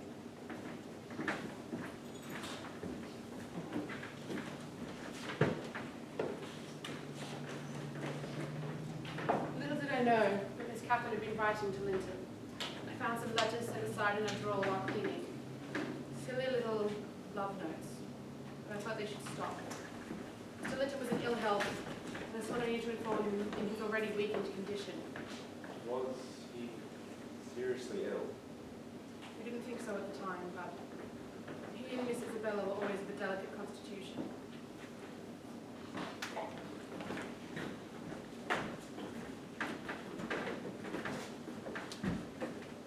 Look, miss, winter's not yet here. There's a little flower up yonder, the last of the summer bluebells. Go fetch it and show poor ill papa. No, I'll not touch it. Looks so melancholy all alone up there. Not unlike yourself. You mustn't worry because papa has a cold. He'll soon be well. Thankful it isn't something worse. But it will be something worse. And what will I do when you and Papa have both left me and I am by myself? I hope we may all live 20 years from now at least. Aunt Isabella was even younger than Papa and she died. Aunt Isabella did not have you or I to nurse her. Besides, you might make him a good deal worse if he knew you cherished the son of a person who'd be glad to see him in his grave. Is that why you made me stop writing to Linton? Yes. Hello, Miss Linton. Shan't speak to you, Mr. Heathcliff. Papa says you're a wicked man and you hate us both. Don't hate my son. Because he might visit concerns. Yes. You have good cause to blush. 2 or 3 months since you have written to him, making love in play. I should have you both whipped for that. It was in love. Don't listen to this vile nonsense, Catherine. Nellie, if you won't let her go, you can go and see for yourself. Edgar would scarcely object to her visiting her cousin. He dreams of you day and night and cannot be persuaded that you don't hate him, since you need a right to your call. Heed him, Miss Cathy. Do not reject him.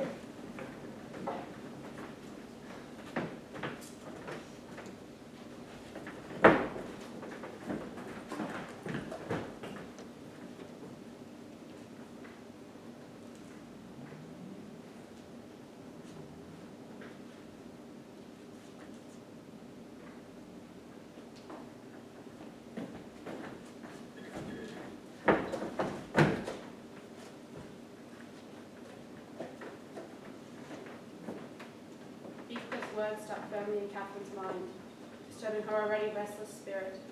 We parted that night on hostile terms, but next day I was on the road to Wuthering Heights, walking with my mistress. No, you must go back where you come from. Joseph, how often am I to call you? There are only a few red embers left. Come this moment. I hope you die in a garret, starved to death. Is that you, Miss Linton? No, don't kiss me. It takes my breath, dear me. Papa said you would call. Will you shut the door if you please? You left it open and those detestable creatures won't bring coals to the fire. It's so cold. Well, Linton, are you glad to see me? Can I do any good? Why didn't you come sooner? I wonder where Zill is. Will you step into the kitchen and see? There's nobody out there but Joseph. I want a drink. Is your father attentive to you, Marcy? Attentive? It makes them a little more attentive, the wretches. They are odious beings. Are you glad to see me? Yes, I am. It's something new to hear a voice like yours. I have been unhappy, because you wouldn't call. Papa swore it was owing to me. He called me a pitiful, shuffling, worthless thing and said you despised me. But you don't despise me, do you, Catherine? Despise you? No. Here, I'll help. That's not right. That's better. There, I'll look after you. And tomorrow, will you come and sit with me tomorrow? Miss Catherine has spent too much time with you already. She'll not come again. I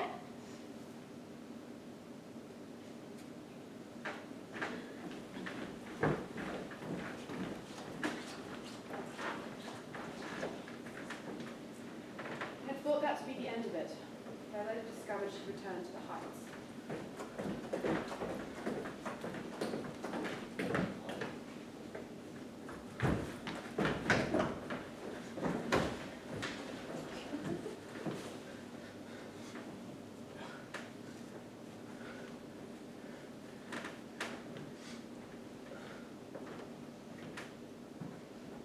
Well, hello, Miss Catherine. Is Nellie not with you? No, she and Papa are both ill. Well, Miss Catherine, I've got some letters since you were last here. I can read that above the door. Wonderful, you've grown clever. Let us hear you.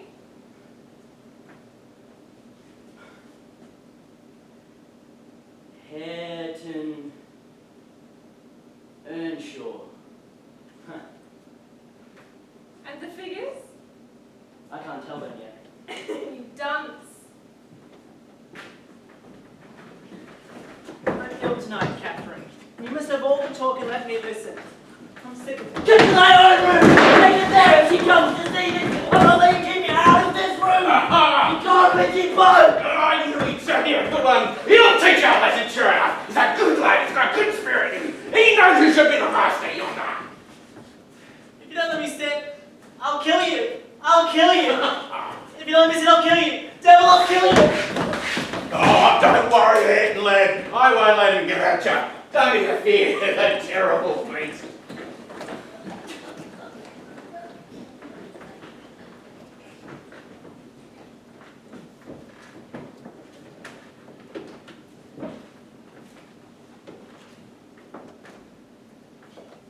When I discovered her moonlight journeys to the Heights, I thought it advisable to await her return and inquire of her excursions.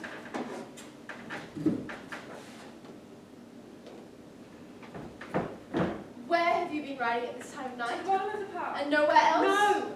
Miss Catherine, you know you've been doing wrong. Have you been going the whole 3 weeks I was ill? Yes, I've never missed going since the day you took your bed. He gave the stable boy books to read and he prepared my horse. He likes to read, don't be cross with him. You know your father and Mr. Heathcliff are no friends. I've not even seen Mr. Heathcliff. I must tell your father of this. Will not stop me from going. We'll see about that.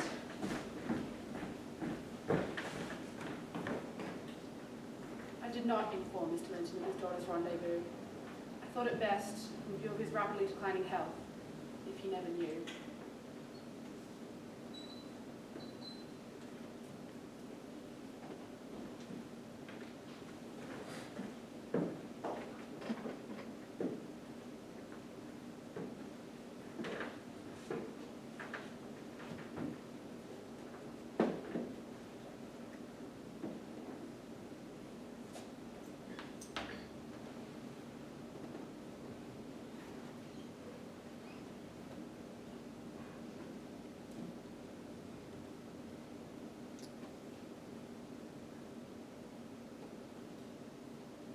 Tell me, Helen,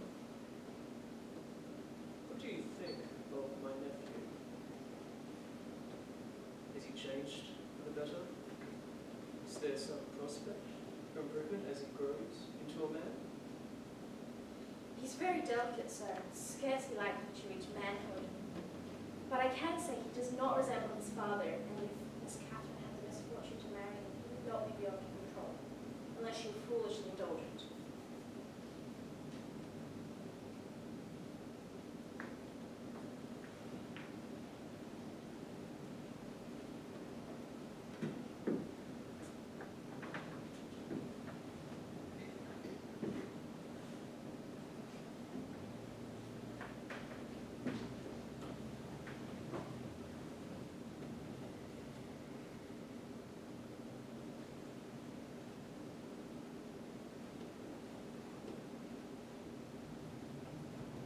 I have prayed often for the approach of what is coming, and now I begin to shrink and fear it. The memory of the hour I came down that glen of Rydal's is not so sweet as the thought that I would soon be carried up and lain in its lonely hollow. I have been happy here in my little cabin. Through winter nights and summer days, she was a living hope at my side. But I have just been as happy, musing to myself, lying among the stones in the churchyard on the green mound of her mother's grave, wishing, yearning for the time when I might lie beneath it with her. You must not think so brain-sickly of these things. My time is near. What can I do for Kathy? How can I tire her restless spirit? She is so much like her mother. Were Linton to be unworthy, only a feeble tool of his father's, and I cannot abandon her to him. I'd rather resign her to God and lay her in the earth before me. Before you do, know that if you leave us, as I hope you won't, I will stand as her friend and counsellor to the last. Miss Catherine is a good girl and will not go wrong willfully. Those who do their duty are always rewarded. What of this request? There to ride the moors once a week. I feel as long as you are there to see that no harm will come of it. Whatever you wish, sir, I'll see carried out. Let it be then. But mind. Keep a stern eye on Heathcliff.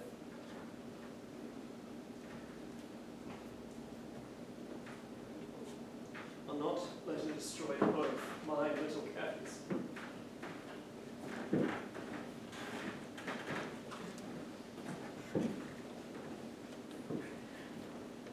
We meet Linton on the moors. When I first caught sight of him, I didn't think he would live much longer than his uncle.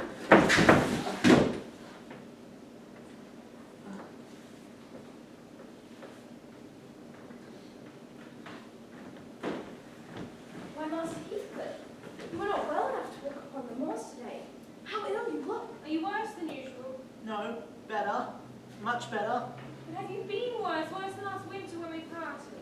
I'm tired, that's all. Before you came, I had a ramble on the moors. I am often tired in the mornings. Papa said it's because I grow so fast. I think you'd be more comfortable at home. I cannot amuse you here, and you are uncomfortable. No, I am well. Tell Uncle that I am in reasonable health, will you? If you want, but I don't think that it's the truth. Please try not to look so downcast. Papa will be angry. I don't care if he is. But I do. Don't provoke him against me, Catherine. He's very harsh. Is he very cruel to you, Master Heathcliff? Did you hear that? What? I thought I heard my father. Nonsense, I heard nobody. Yes, I see him. He is coming now. Then we must go. No! Please stay. For my sake. It is something to see you so close to my house, Nellie. How are you at the Grange? Let us hear. Rumour is that Edgar Linton is on his deathbed. Perhaps they exaggerate the illness. It is true, my master is dying. Sad thing for all, but a blessing for him. How long do you think he will last? I don't know. Because that lad yonder seems determined to beat me. I'd thank his uncle to be quick and go before him. To see him, I think he'd be better at home in bed under the hands of a doctor than rambling about the hillside with his sweetheart. He will be in a day or two. Get up, Linton. Get up! Don't grovel on the ground there! Up this moment! If you don't command a tortured spirit to get up this moment, I'll thrash you! I will, Father, I will. Can't lend your arm. Be so kind to walk him home, would you? He trembles if I go and need him. I'm never to go into your house. Papa has forbidden it. Then come! You'll be escorted in by me!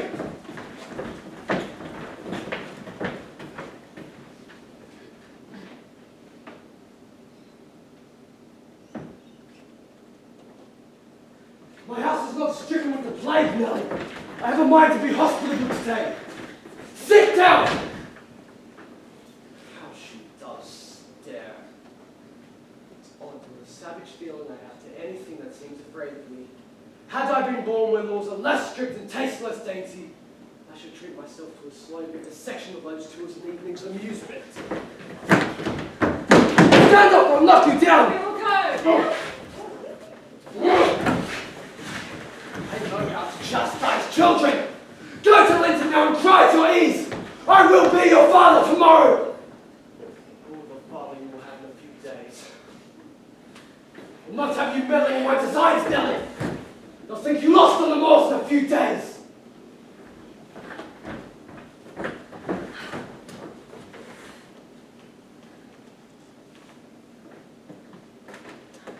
Brought you something to eat. Take it. Stay a minute! No. Oh, please! Please! Please! Stop that noise. You're giving me a headache. Where's Miss Catherine? Is she gone? No, she's upstairs. She's not to go. We won't let her. Papa says I'm not to be soft with her. She'll be my wife in the morning, and it is shameful that she should wish to leave me. He says she hates me, and wants me to die that she may have my money. But she shan't have it, and she shan't go home. She may cry me sick as much as she pleases. Master Heathcliff, have you forgotten all of Miss Catherine's kindnesses to you this past winter? Where you said you loved her, and when she brought you books and came through wind and snow to see you. Now you believe the lies your father tells you, though you know he detests you both. That's fine gratitude. I can't stay with her. I won't stay by myself. She cries so I can't bear it, and she won't give over. Though I say I'll call my father. Has Mr. Heathcliff gone out? He's in the court, talking to Dr. Kenneth, who says that Uncle is dying, truly at last. I'm glad, for I will be master of the Grange after him, and Catherine always spoke of it as her house. It isn't hers, though. It's mine. Papa says everything she has is mine. All the nice books are mine, and her pretty birds, and her pony Minnie. She offered them all to me if I would get the key to her room and let her out. But I told her she had nothing to give, as they are all mine. All mine! There, you have tired me. Go away. Go away! I remained enclosed in that room 5 nights and 4 days, seeing no one except for Hareton, who was deaf at every attempt at compassion. On the 5th day, Joseph released me from my prison. My greatest fear was that Master Ed had passed, leaving himself abandoned in this world, but Joseph told me the Master was expected to live only one more day. And did you find Miss Catherine? No. I thought it best to return and then send a rescue for my young lady. The other servants were amazed, believing both Miss Cathy and I had sunk in the Black Horse Marsh, but Master, I found him, even in those few days. Nellie? Nellie, how is the park? He's alive, my angel. God be thanked you with us again. Be careful to tell him that you'll be happy with us. Don't worry the soul of my secret.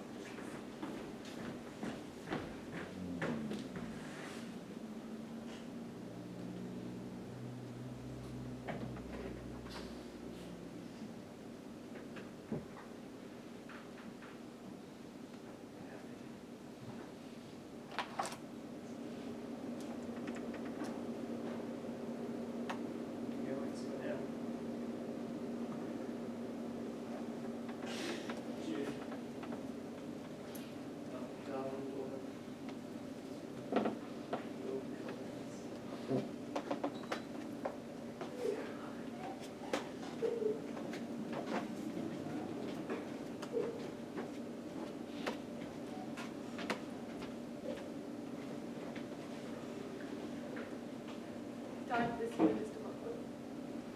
He died kissing her cheek, recalling the one he loved. The day after her father's funeral, Heathcliff came to Miss Cathy. Why not let Catherine continue here and send Linton to her?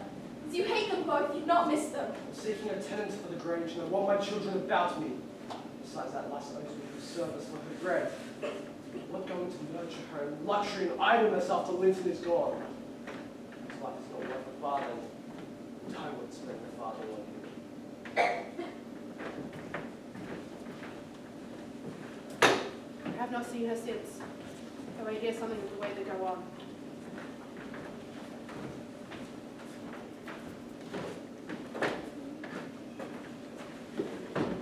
The day after her return to the Heights, Cathy begged Heathcliff to fetch a doctor for Linton, but he refused. The duty of nursing Linton fell on her own slight shoulders. Linton finally died, leaving Cathy destitute. All that was Linton's had been bequeathed to Heathcliff. I will be returning to the Heights tomorrow to inform my landlord of my intention to return to London. Mr. Lockwood, would you be so kind as to take a letter from me to Miss Cathy? Certainly, Mrs. Dean. I would be more than happy to oblige.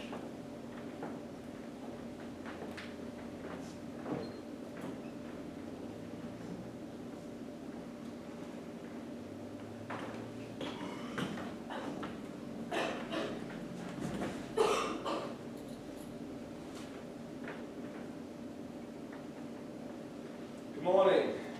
Is Mr. Heathcliff home? No, but he will be soon enough. Come in. Cathy, remove the business to the kitchen. Remove them yourself. Good morning, Mrs. Heathcliff. What is this? A letter from your old friend, Mrs. Dean. Mr. Heathcliff should see it first.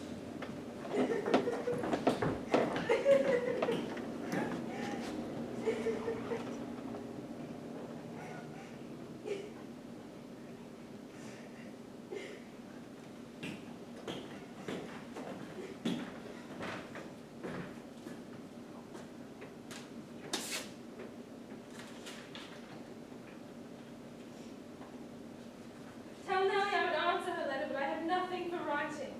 Not even a book I can tear a page from. No books. I could live without them. Take away my books and I'd be desperate. I was always reading when I had them.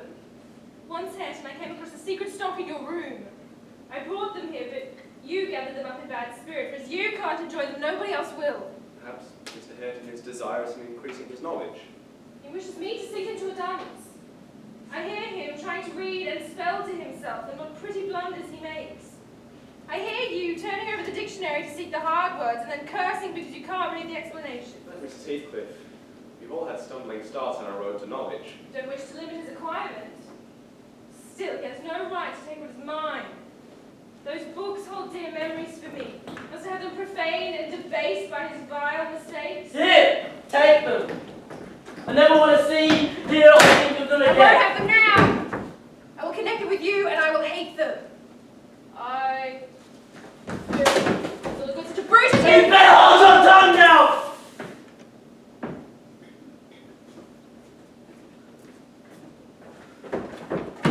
What's to do now, my lad? It's not. And I look for his father in his face. I find him every day more. How the devil is so like him. I can hardly bear to see. Mr. Lockwood, what brings you to the Heights? Heathcliff, as you know, I have been ill these past 3 weeks.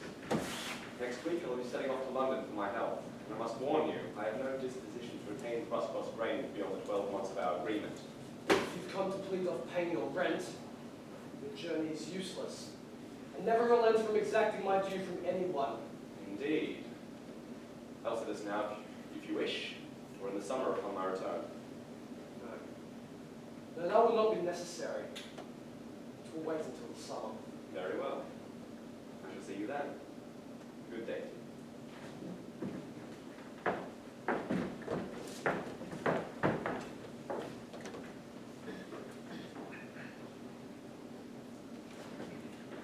Nellie! Heathcliff, as soon as I receive your summons. You're to stay here at the Heights. I'm tired of seeing that little witch. You need to keep her with you and out of my sight. Heathcliff, where are you going? It's getting dark and I'm afraid the weather will take a bad turn.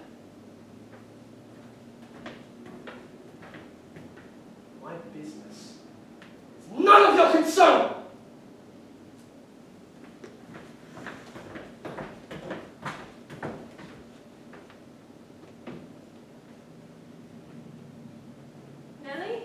Nellie, how good it is to see you again.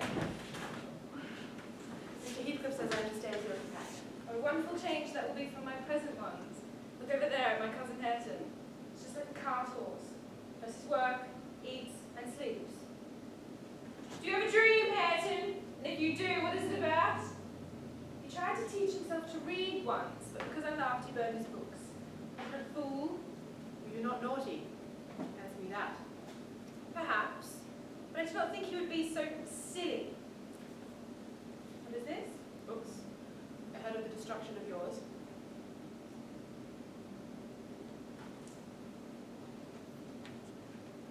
Hareton, if I gave you these books, would you take them?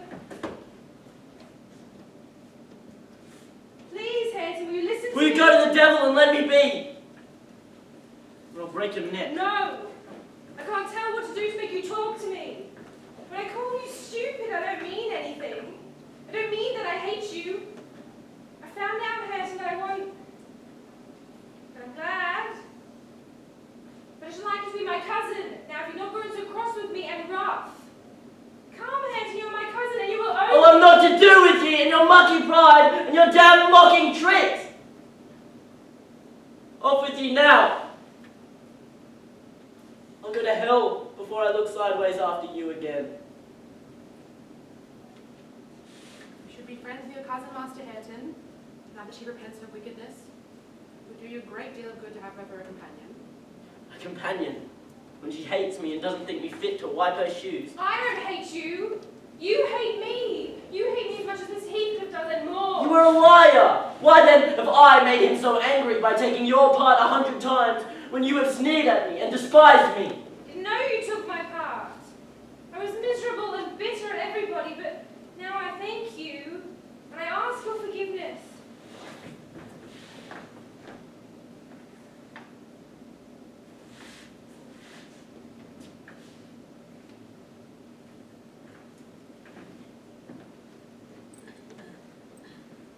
Well, I must show him somehow that I like him and wish us to be friends.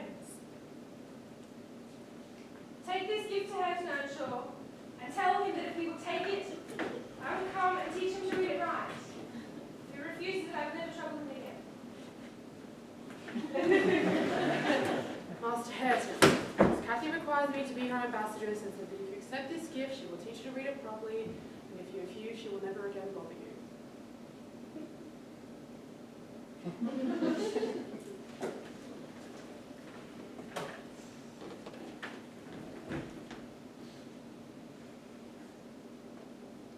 Say you'll forgive me, Hampton. That little word will make me so happy and we'll be friends. Now you'll be ashamed of me every day of your life, and the more you know me, and I cannot bear it. So you won't be my friend? I need you, Hampton.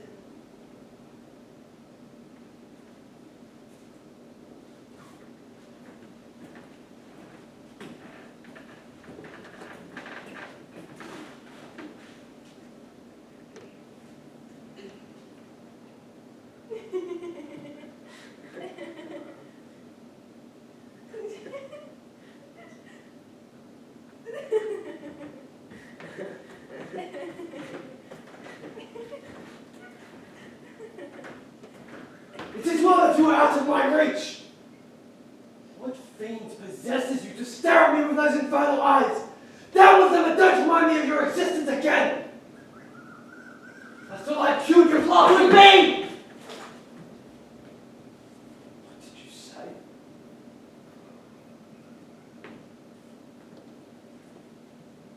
It is a poor conclusion, is it not?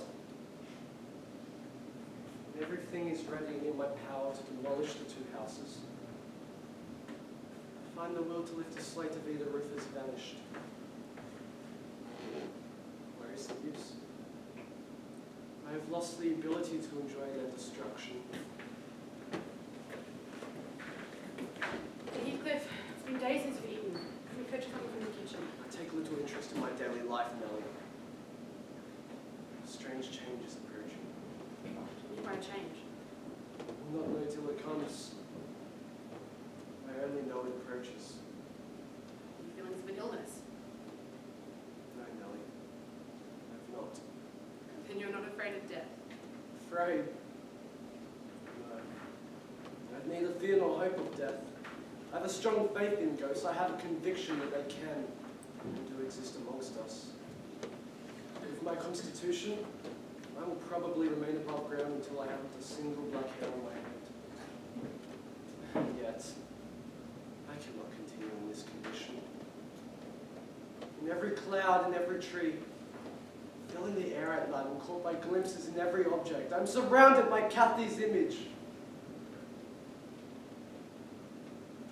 The day she was buried, I was determined to hold her in my arms once more. I got a spade from the tool house and started to dig with all my might until it scraped the coffin. I felt her like grip my hands. I was on the point of obtaining my object of desire. It seemed I heard a sigh from one above. I didn't know little things about it, but I could feel Kathy was there, not under me,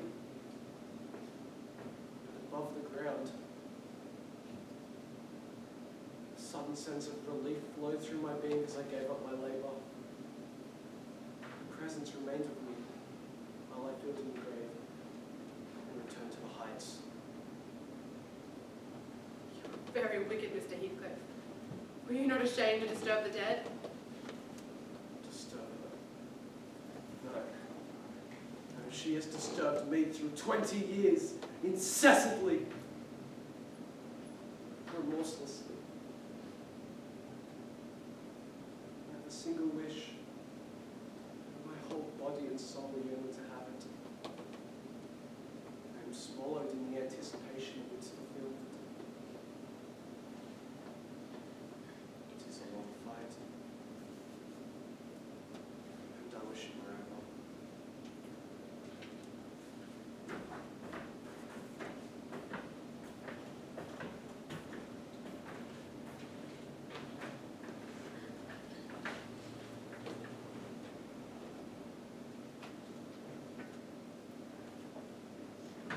Nellie, Heathcliff is coming in. Heavens, you must have spent another night on the moors. He spoke to me. What did he say? He told me to be gone as fast as I could, but he looked so different, not as he usually does. Wow. Very much excited. Night walking amuses him then. Now, quick, out of sight before he enters.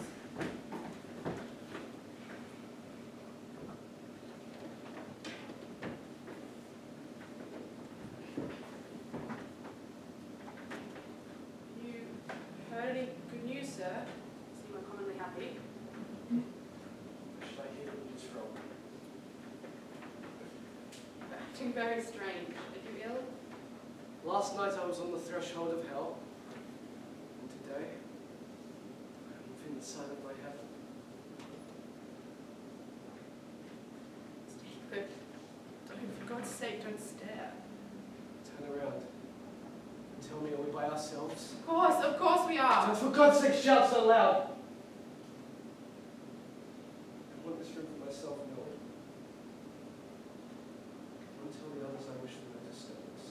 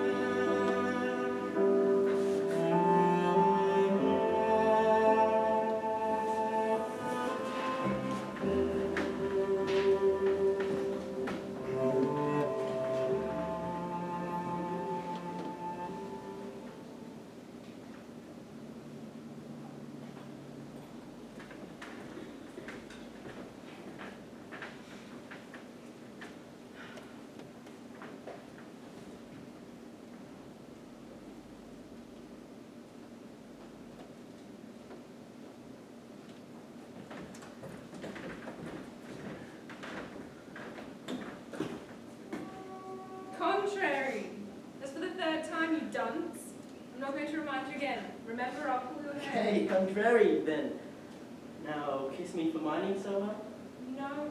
Read it over again without making a single mistake. By any vows to the contrary, to become a wife and in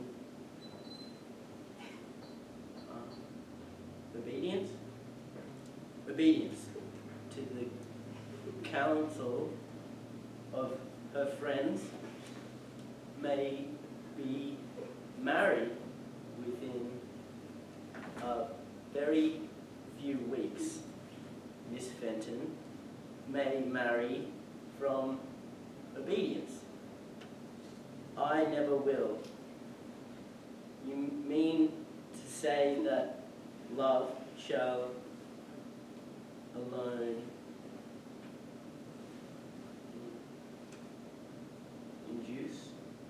induce you? I do.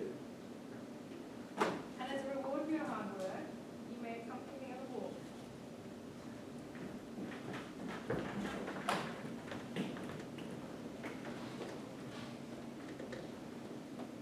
There was an old woman in Yorkshire she did dwell. She Loved her husband dearly and another man twice as well. Father to the leader, father to I'd rather buy a half, have them swearing in my ears from morning to night than have to listen to you. It's a blazing shame that I cannot open the pleasure book that you set up those glories to Satan, and all the frightening wickedness that ever were poured into the world. Oh, you're a real good for nothing, and she's another, and that poor lad will be lost between you. Poor lad, he's bewitched, I'm certain of it. Oh Lord, judge them, for there's neither law nor justice among our rulers. Morning. Is anyone about? Mr. Lockwood, what a surprise. What brings you this way? I came to finish my business with your master, and I don't think I'll pass this way again for quite some time. What business is that? He's out at present and won't return soon. The retire on the Grange. Oh, and it's Mrs. Heathcliff who must settle, or rather with me. She's not learned to manage her affairs yet, and I act for her. Oh, I see you've not heard of Mr. Heathcliff's death. Miss Heathcliff's dead. 3 months since. And an odd demise he had too. It had rained all that night, and when I took my morning walk, I could see the master's window was open. When I went in, there he was, stretching his back. His eyes met mine so keen and fierce. I started, and then it seemed he smiled. He was soaked with rain. The lattice was flapping to and fro, but raised one hand that rested on the sill. And when I put one finger to it, I could doubt no more. He was dead. Must have been a dreadful shock for you. It was. I tried to shut those eyes before a frightful gaze beheld anyone else. They wouldn't close. So now he is buried, as he wished, next to his Kathy, eyes open to greet her. Strange story indeed. I think it is not yet finished. What do you mean? I was taking a walk when I encountered a little boy, blubbering, saying that he'd seen Heathcliff and a woman on the road. Must have just raised the ghost from thinking it, but still, I will be glad when the young couple quit the Heights for the Grange. They're moving to the Grange then? On New Year's Day, as soon as they're wet. Happy to hear that they found each other. No more than I am, Mr. Lockwood. It brings me joy to see that the past can be healed by the love those two have found. I have read that the harshest conditions will grow the strongest trees. I hope this is true for them. Here's what I owe. This should settle our account. Thank you, Mr. Lockwood. You're a good man. Farewell, Mrs. Steen. Give my kindest regards to Miss Catherine and Mr. Hareton. May their futures put to rest the ghosts of the past. I wonder how anyone could ever imagine unquiet slumbers for the sleepers in that quiet earth.